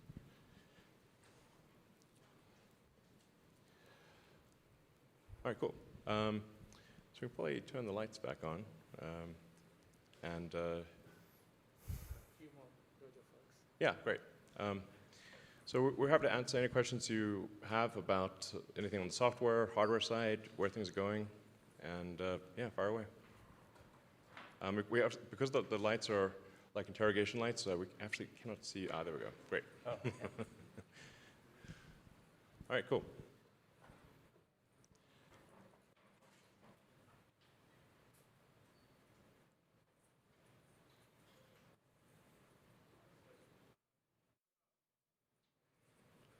I can just, okay, there we go. First off, I mean, thanks to all the presenters. That was just super cool to see everything. I'm just curious at a high level, and this is kind of a question for really anyone who wants to take it. To what extent are you interested in publishing or open sourcing anything that you do for the future?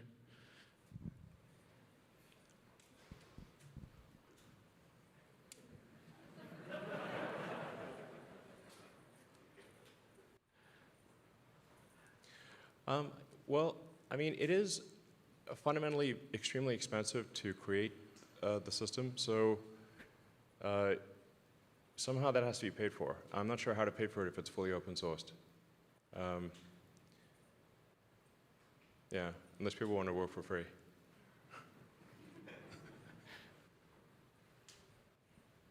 But I should say that this is, if other car companies want to license it and use it in their cars, that would be cool. This is not intended to be just limited to Tesla cars.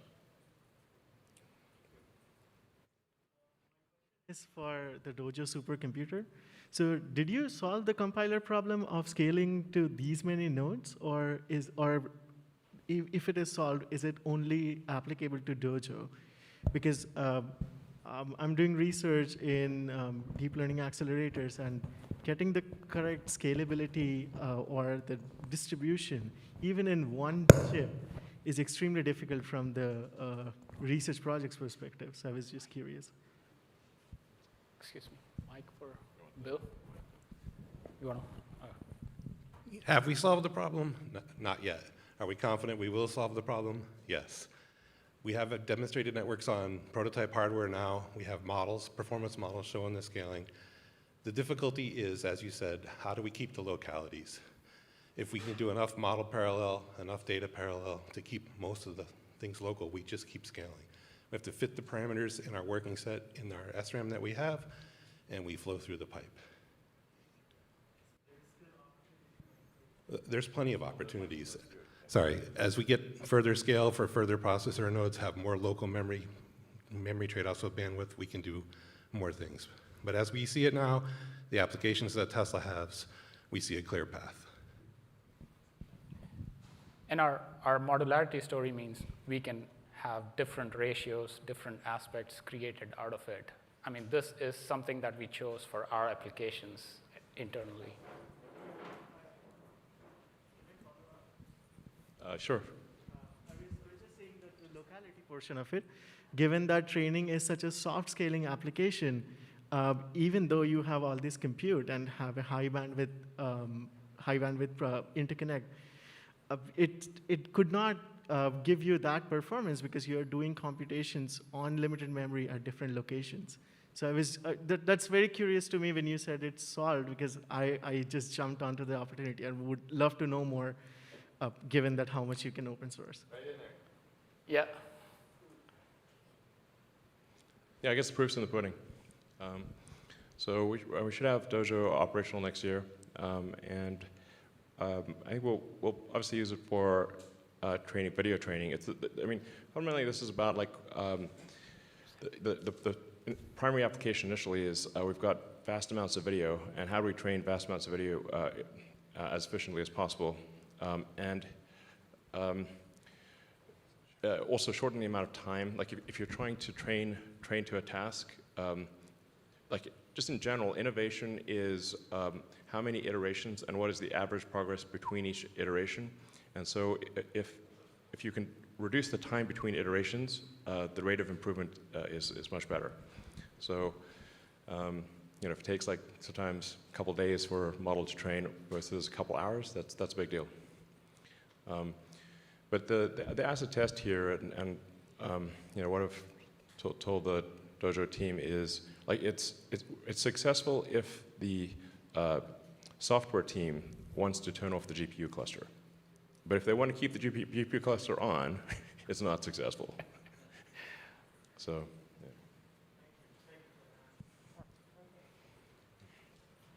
yeah. Hi, right over here. Love the presentation. Thank you for getting us out here. Love everything, especially the simulation part of the presentation. I was wondering, it looked very realistic. Are there any plans to maybe expand simulation to other parts of the company in any way? Mike, too? Hi, I'm Ian Glow. I manage the Autopilot simulation team. So as we go down the path to full self-driving, we're going to have to simulate more and more of the vehicle. Currently, we're simulating vehicle dynamics, but we're going to need BMS, we're going to need the MCU, we're going to need every single part of the vehicle integrated. And that actually makes the Autopilot simulator really useful for places outside of Autopilot. So I want to expand, or we want to expand eventually to being a universal simulation platform. But I think before that, we're going to be spinning up a lot of Optimus support. And then a little bit further down the line, we have some rough ideas on potentially how to get the simulation infrastructure and some of the cool things we've built into the hands of people outside of the company. Optimus is the code name for the Tesla bot. Oops. Optimus subprime.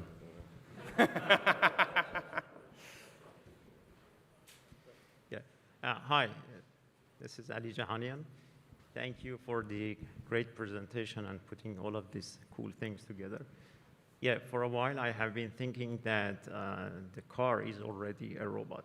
So why not a humanoid robot? And I'm so happy that today you mentioned that you are going to build such a thing.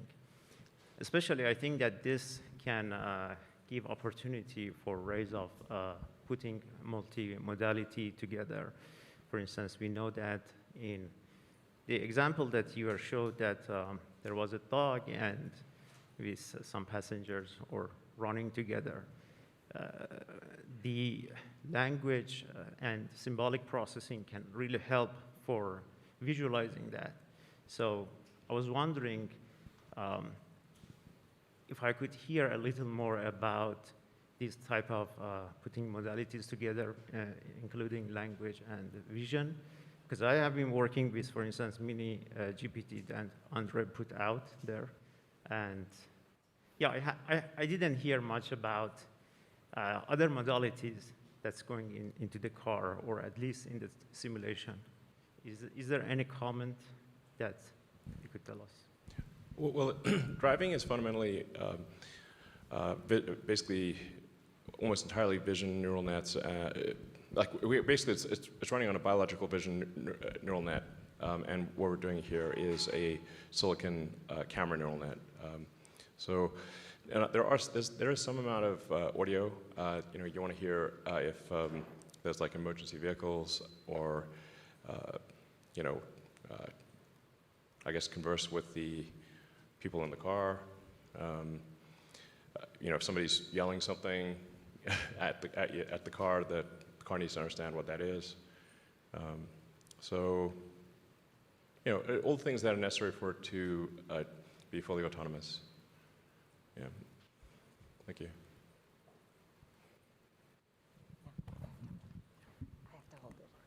Hi, thank you for all the great work that you've shown. My question is for the team, because the data that was shown seems to be predominantly from the United States that the FSD computer is being trained on. But as it gets rolled out to different countries, which have their own road systems and challenges that come with it, how do you think that it's going to scale? Like I'm assuming like ground up is not a very viable solution. So how does it transfer to different countries? Well, we actually do train on using data from probably like 50 different countries, but we have to pick. As we're trying to advance full self-driving, we need to pick one country, and since we're located here, we pick the U.S. And then we get a lot of questions like, why not even Canada? I'm like, well, because the roads are a little different in Canada, different enough. And so when trying to solve a hard problem, you want to say like, okay, let's not add additional complexity right now. Let's just solve it for the US, and then we'll extrapolate to the rest of the world. But we do use video from all around the world. Yeah, I think a lot of what we are building is very country agnostic. Fundamentally, all the computer vision components and so on don't care too much about country-specific sort of features. Different countries have roads, and they have curbs, and they have cars, and everything we're building is fairly general for that. Yeah, and then the prime directive is don't crash. Right, and that's true for every country. Yes, this is the prime directive. Even right now, the car is pretty good at not crashing. And so just basically, whatever it is, don't hit it. Even if it's a UFO that crash landed on the highway, and still don't hit it. You should not need to recognize it in order to not hit it. So that's very important.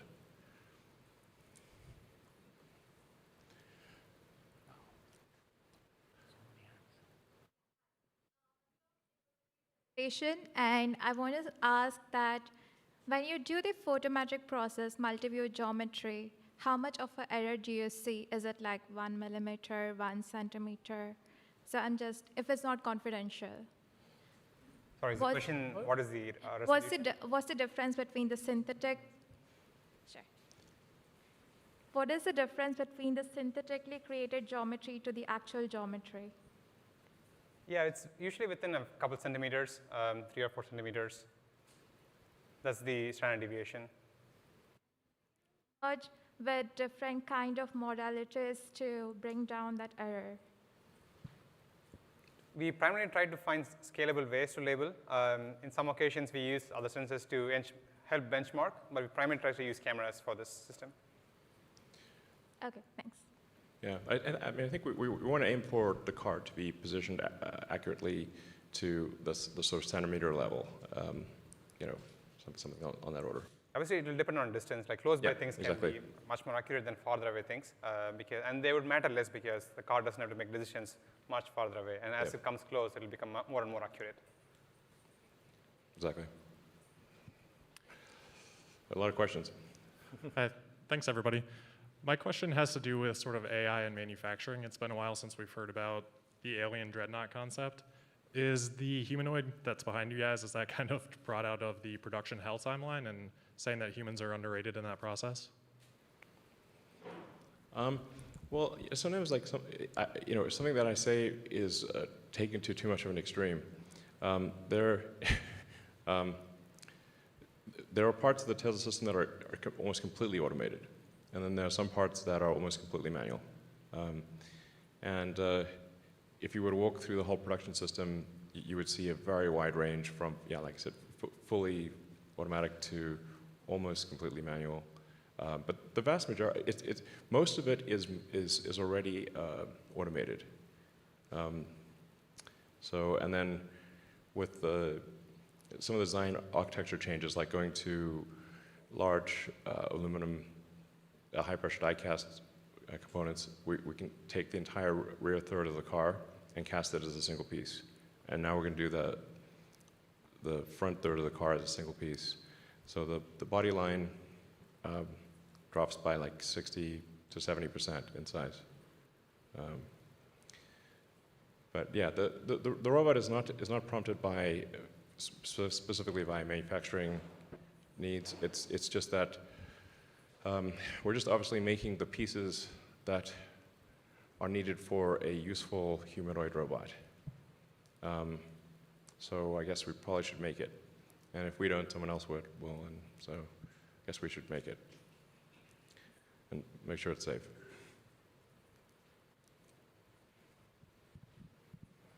I should say, like, also manufacturing, volume manufacturing is extremely difficult and underrated, and we've gotten pretty good at that. So it's also important for that humanoid robot. Like, how do you make the humanoid robot not be super expensive? And Hi. Thank you for the presentation. And my question will be about scaling of Dojo.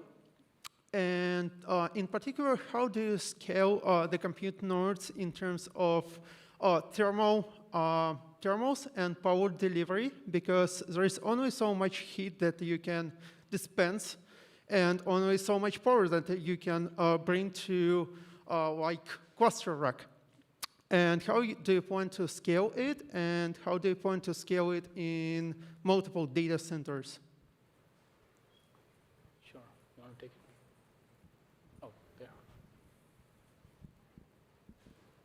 Yeah, hi. I'm Bill. I'm one of the Dojo engineers. So from a thermal standpoint and power standpoint, we've designed it very modular. So what you saw on the compute tile, that will cool the entire tile. So once we hook it up to, it is liquid cooled on both the top and the bottom side. It doesn't need anything else.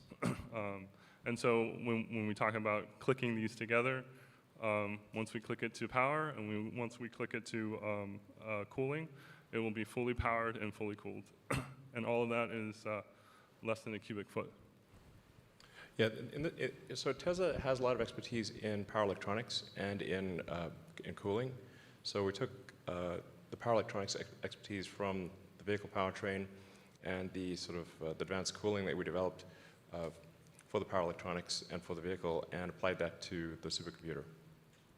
Because as you point out, getting heat out is extremely important. It's just really heat limited. So, yeah, so it's funny that at the compute level, it's operating at less than a volt, which is a very low voltage. There's a lot of amps, so therefore a lot of heat.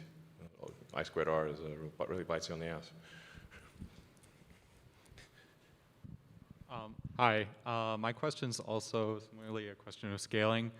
So it seems like a natural consequence of using, significantly faster training hardware is that you'd be either training models over a lot more data, or you'd be training a lot more complex models, which would be potentially significantly more expensive to run at inference time on the cars.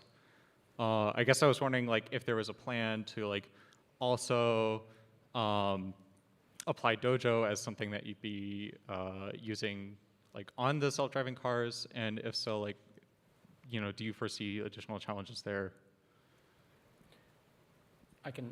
So as you could see, Andre's models are not just for cars. There are auto labeling models. There are other models that are beyond car application, but they feed into the car stack. So Dojo will be used for all of those too, not just the car inference part of the training. Yeah, I mean, the Dojo's first application will be consuming video data for training that would then be run in the inference engine on the car. But, and that I think is an important test to see if it actually is good but is it actually better than GPU cluster or not? But then beyond that, it's basically a generalized neural net training computer. But it's very much optimized to be a neural net. So, CPUs and GPUs, they're not made to be, they're not designed specifically for training neural nets. We've been able to make GPUs especially very efficient for training neural nets, but that was never their design intent. So it's basically, GPUs are still essentially running at neural net training in emulation mode. So with Dojo, we're saying okay, let's just ASIC the whole thing. Let's just have this thing it's built for one purpose, and that is neural net training. And just generally, any system that is designed for a specific purpose will be better than one that is designed for a general purpose. Hey, I have a question here. Hi. So you described two separate systems. One was for vision, other was for planner and control. Does Dojo allow you to train networks that cross that boundary? And second thing is, if you were able to train such networks, would you have the onboard compute capability in the FSD system to be able to run that under your tight latency constraints? Thanks. Yeah, I think we should be able to train planner networks on Dojo or any GPUs. It's really invariant to the platform.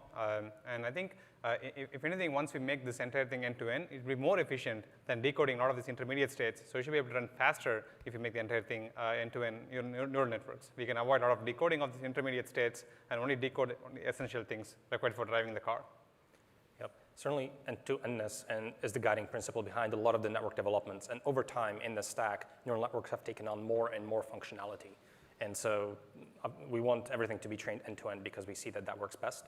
But we are building it incrementally. So right now, the interface, there is vector space, and we are consuming it in the planner. But nothing really fundamentally prevents you from actually taking features and eventually fine-tuning end-to-end. So I think that's definitely where this is headed. And the discovery really is like, what are the right architectures that we need to place in the network blocks to make it amenable to that task? So like Andre described, we can place spatial RNNs to help with the perception problem.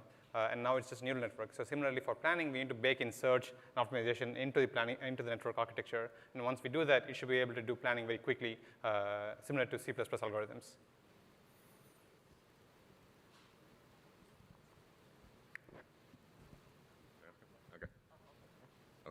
Okay. I think I had a question very similar to what he was asking about. It seems like a lot of neural nets are around computer vision. And kind of traditional planning, you had model predictive control and solving convex optimization problems very quickly. And I'd wonder if there's a compute architecture that's more suited for convex optimization or the model predictive control solutions very quickly.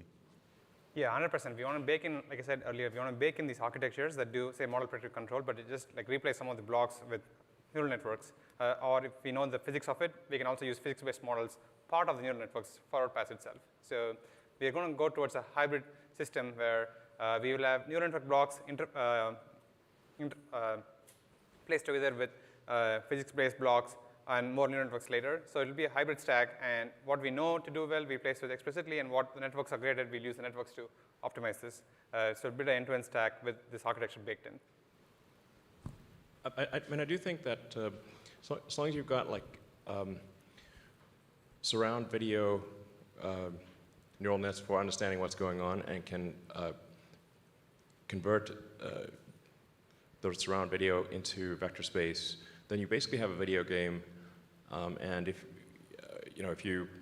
it's like if you're in Grand Theft Auto or whatever, you can make the cars drive around and pedestrians walk around without crashing. So you can do. You don't have to have a neural net for control and planning, but it's probably ultimately better. But I think you can probably get to. In fact, I'm sure you can get to much safer than human with control and planning, primarily in C++ with perception, vision in neural nets. Hi. My question is, we've seen other companies, for example, use reinforcement learning and machine learning to optimize power consumption in data centers and all kinds of other internal processes. My question is Tesla using machine learning within its manufacturing design or other engineering processes?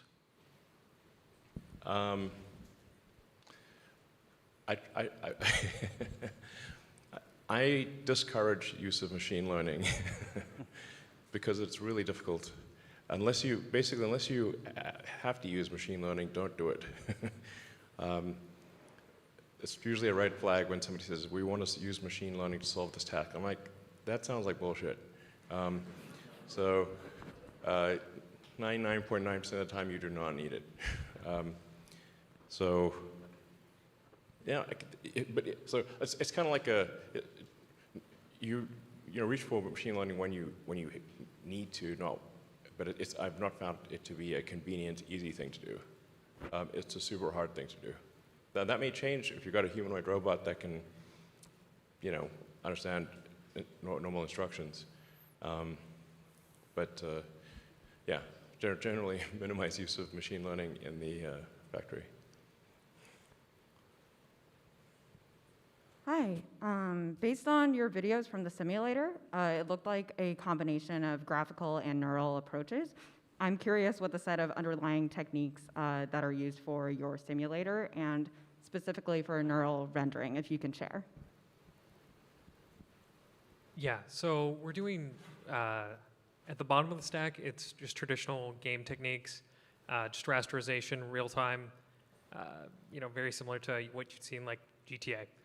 On top of that, we're doing real-time ray tracing, and then those results were really hot off the press. We had that little asterisk at the bottom that was from last night. We're going into the neural rendering space. We're trying out a bunch of different things. We want to get to the point where the neural rendering is the cherry on the top that pushes it to the point where the models will never be able to overfit on our simulator. Currently, we're doing things similar to photorealism enhancement. There's a recent paper enhancing photorealism enhancement, but we can do a lot more than what they could do in that paper because we have way more labeled data, way more compute, and also we have a lot more control over our environments. And we also have a lot of people who can help us make this run at real time. But we're going to try whatever we can do to get to the point where we can train everything just with the simulator if we had to, but we will never have to because we have so much real-world data that no one else has. It's just to fill in the little gaps in the real world.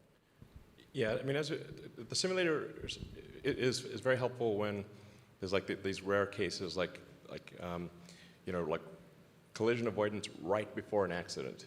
And then, ironically, the better our cars become at avoiding accidents, the fewer accidents there are, so then our training set is small, so then we have to make them crash in the simulation.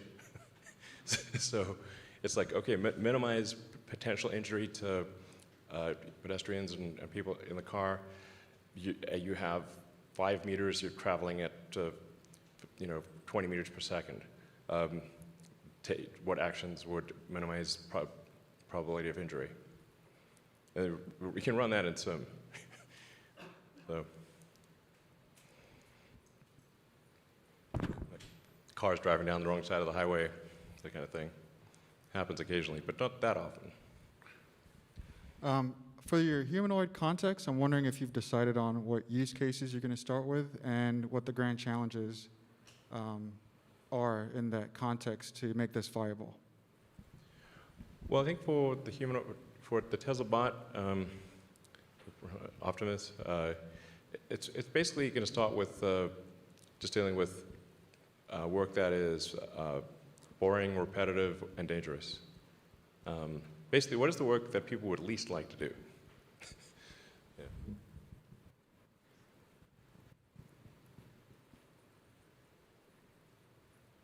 Yeah. Hi. So quick question about your simulations. Obviously, they're not perfect right now. So are you using any sort of domain adaptation techniques to basically bridge the gap between your simulated data and your actual real-world data? Because I imagine it's kind of dangerous to just deploy models which are solely trained on simulated data. So maybe some sort of explicit domain adaptation or something. Is that going on anywhere in your pipeline? So currently, we're producing the videos straight out of the simulator, the full clips with kinematics and everything, and then we're just immediately training on them, but it's not the entire data set. It's just a small targeted segment, and we only are evaluating based on real-world video. We're paying a lot of attention to make sure we don't overfit, and if we have to start doing fancier things, we will, but currently we're not having an issue with it overfitting on the simulator. We will as we scale up the data, and that's what we're hoping to use neural rendering to bridge that gap, to push that even further out. We've already done things where we're using the same network as in the car, but retrain it to detect sim versus real to drive our art decisions, and that's actually helped prevent some of these things as well. Yeah, just to emphasize that overwhelmingly, the data set is the real video from the cars on the actual roads. Nothing's weirder or has more corner cases than reality.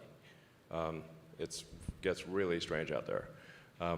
But then if we find, say, a few examples of something very odd, and there's some very odd pictures we've seen, then in order to train it effectively, we want to create simulations, say 1,000 simulations that are variants of that quirky thing that we saw, to fill in some important gaps and make the system better.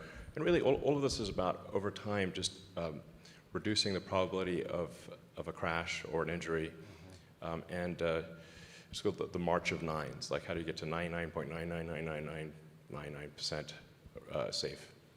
And each 9 is an order of magnitude difficulty increase. Hey, all. Thanks so much for the presentation. I was curious about the Tesla bot. Specifically, I'm wondering if there are any specific applications that you think the humanoid form factor lends itself to. And then secondary,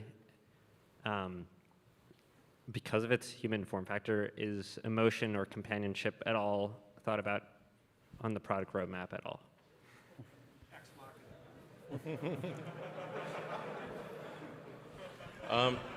Well, we certainly hope this does not feature in a dystopian sci-fi movie.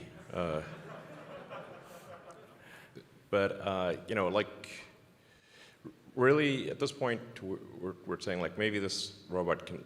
We're trying to be as literal as possible. Can it do boring, dangerous, repetitive jobs that people don't want to do?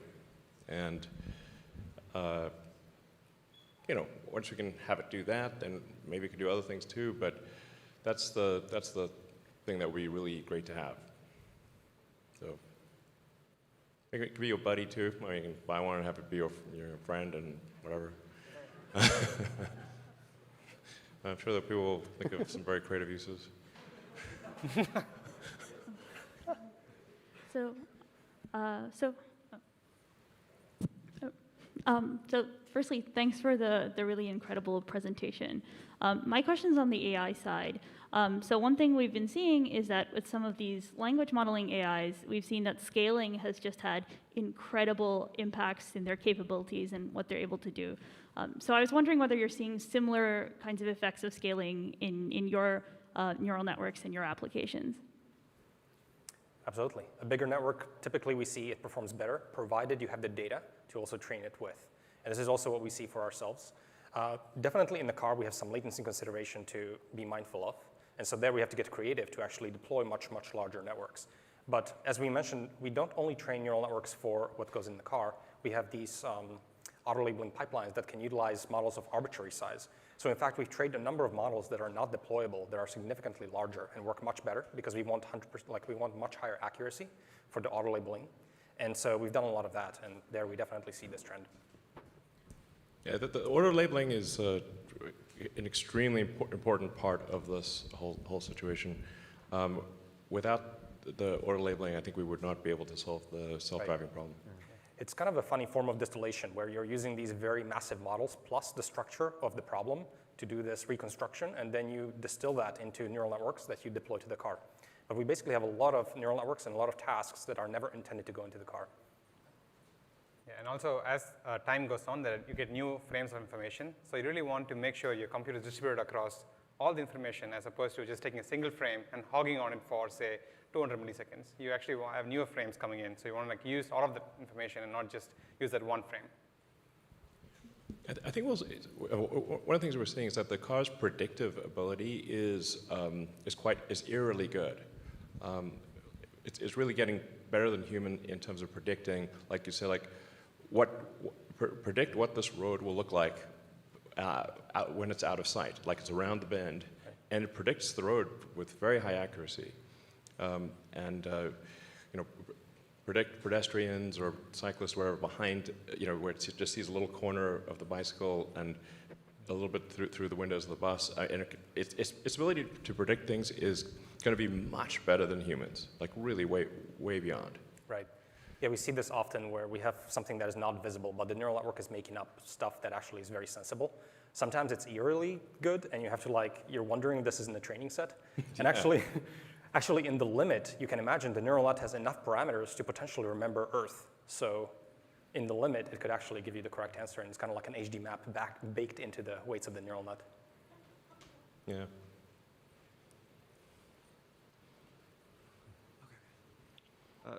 I have a question about the design of the Tesla bot. Specifically, how important is it to maintain that humanoid form? To build hands with 5 fingers that also respects the weight limits could be quite challenging. You might have to use cable-driven, and then that also causes all kinds of issues.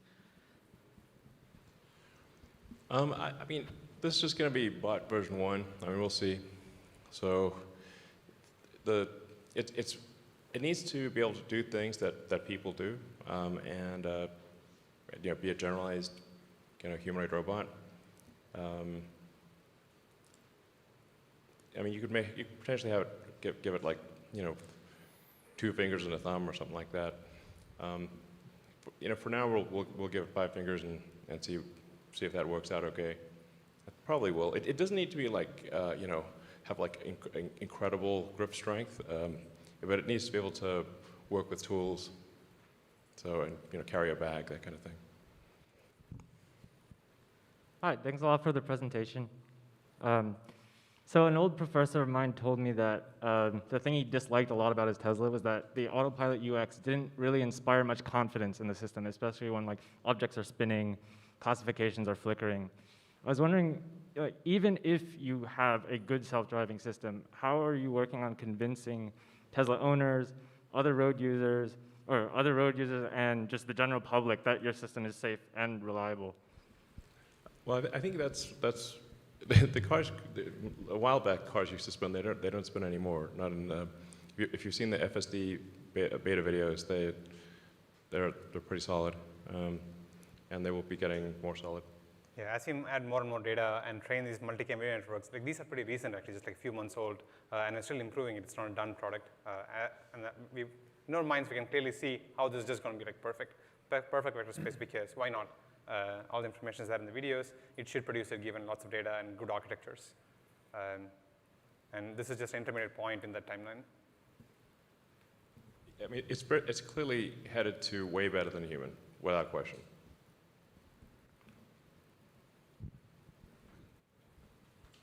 My turn? Oh, hi, here. I was wondering if you could talk a little bit about the short to medium-term economics of the bot. I guess I understand the long-term vision of replacing physical labor, but I also think repetitive, dangerous, and boring tasks tend to not be so highly compensated. And so I just don't see how to reproduce the, start with a supercar and then break into like the lower end of the market. How do you do that for a robot humanoid? Well, I guess you'll just have to see.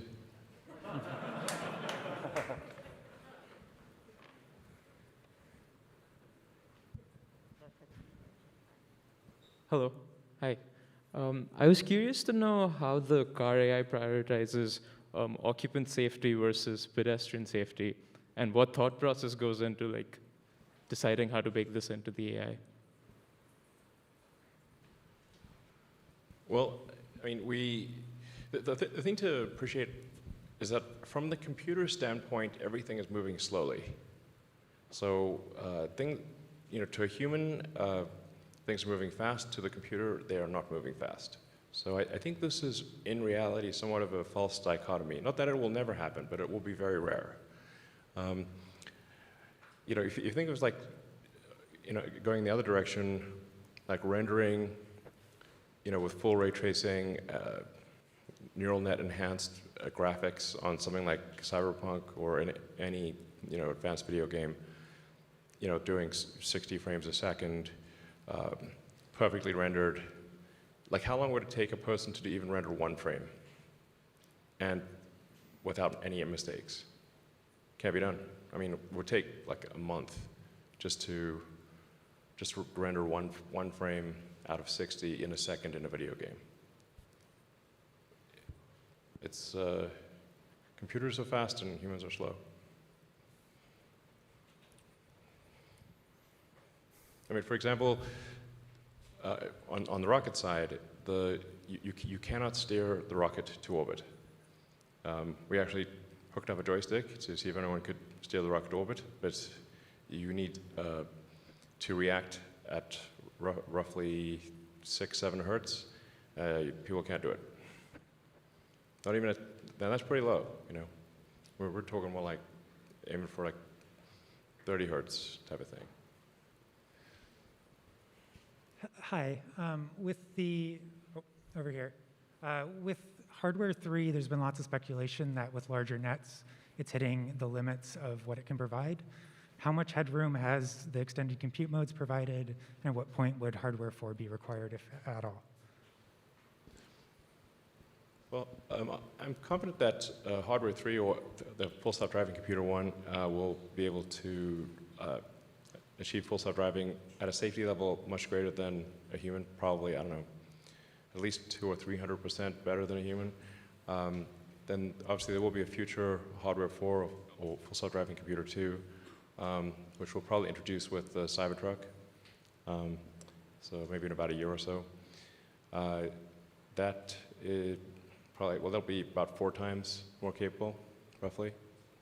But it's really just going to be, like, can we take it from, say, for argument's sake, 300% safer than a person to 1,000% safer? Just like there are people on the road who, with varying driving abilities, but we still let people drive. You don't have to be the world's best driver to be on the road. So, as we see. So, yeah. You guys want to say anything? All right. So are you worried at all, since you don't have any depth sensors on the car, that people might try like adversarial attacks, like printed out photos or something to try to trick the RGB neural network? Yeah, like what, pull some like Wile E. Coyote stuff, like paint the tunnel on the wall. It's like, oops. We haven't really seen much of that. I mean,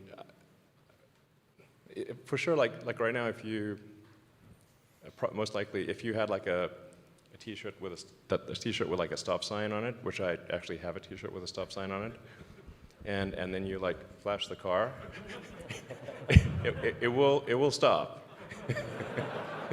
I proved that. But we can obviously, as we see these adversarial attacks, then we can train the cars to, notice that, well, it's actually a person wearing a T-shirt with a stop sign on it, so it's probably not a real stop sign. Yeah.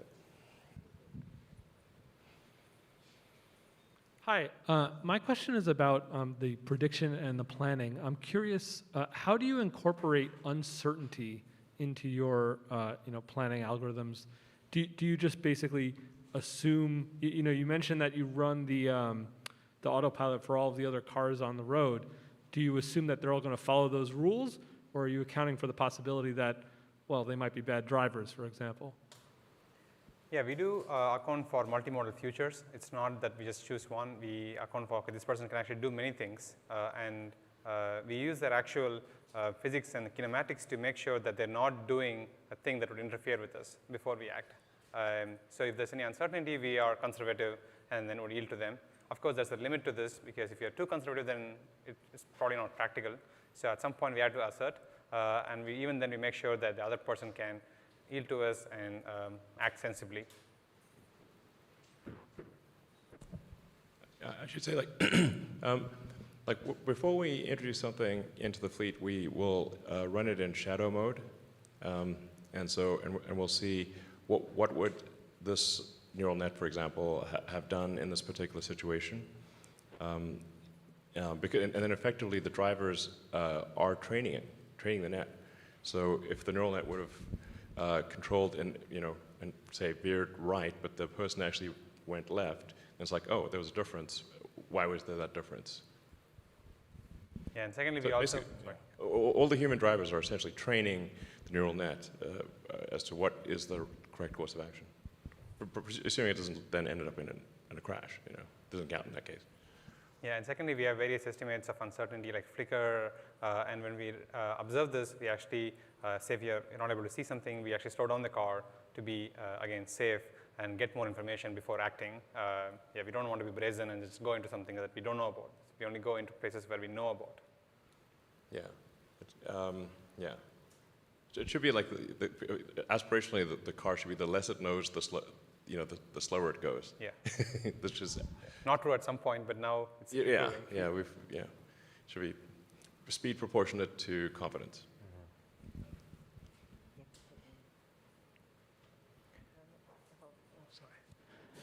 Thanks for the presentation. So I am curious. Appreciate the fact that the FSD is improving, but if you have the ability to improve one component along the AI stack that presented today, whether it is simulation, data collection, planning and control, etc., which one, in your opinion, is going to have the biggest impact for the performance of the full self-driving? system.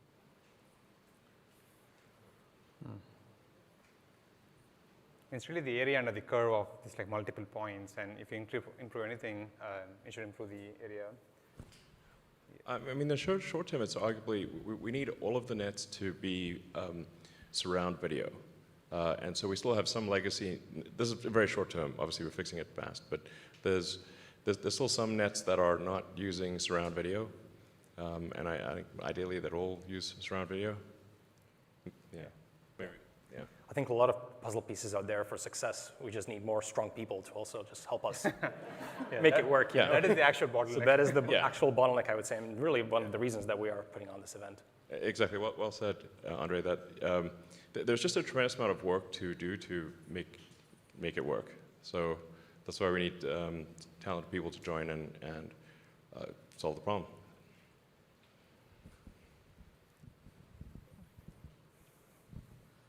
Thank you for the great presentation. Lots of my questions answered.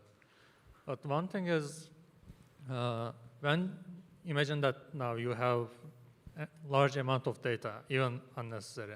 How do you consider that, like, there is a forgetting problem in neural networks? Like, how are you considering those aspects? And also, another one, are you considering an online learning or continuous learning? So that maybe each driver can have their version of self-driving software. I think I know the literature that you're referring to. That's not some of the problems that we've seen, and we haven't done too much continuous learning.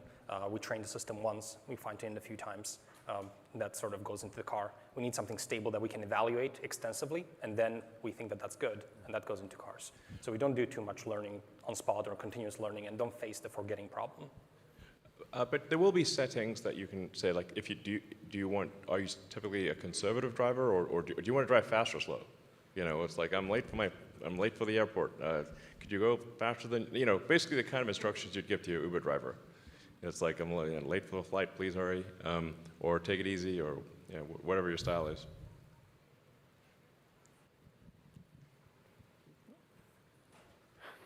So let's take a few more questions here. And then we'll call it a day. All right. So as our models have become more and more capable, and I guess you're deploying these models into the real world, one thing I guess that's possible is for AI to become more, I guess, misaligned with what humans desire. So I guess, is that something that you guys are worried about as you guys deploy more and more robots?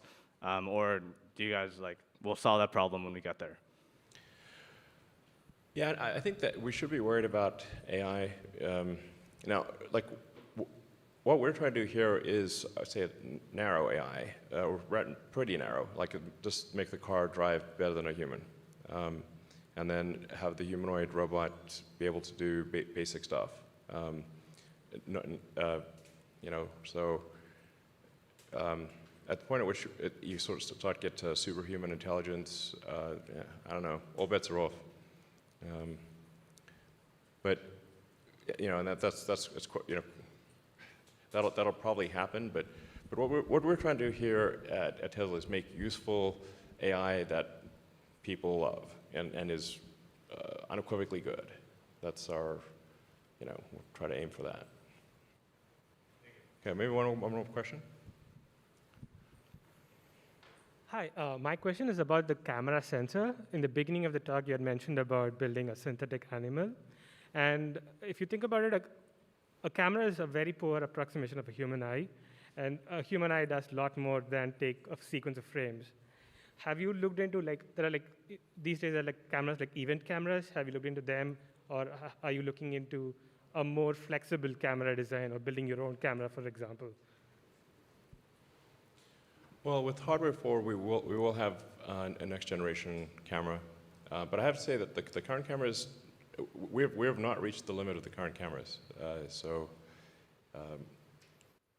And I'm confident we can achieve full self-driving with much higher safety than humans with the current cameras and current compute hardware.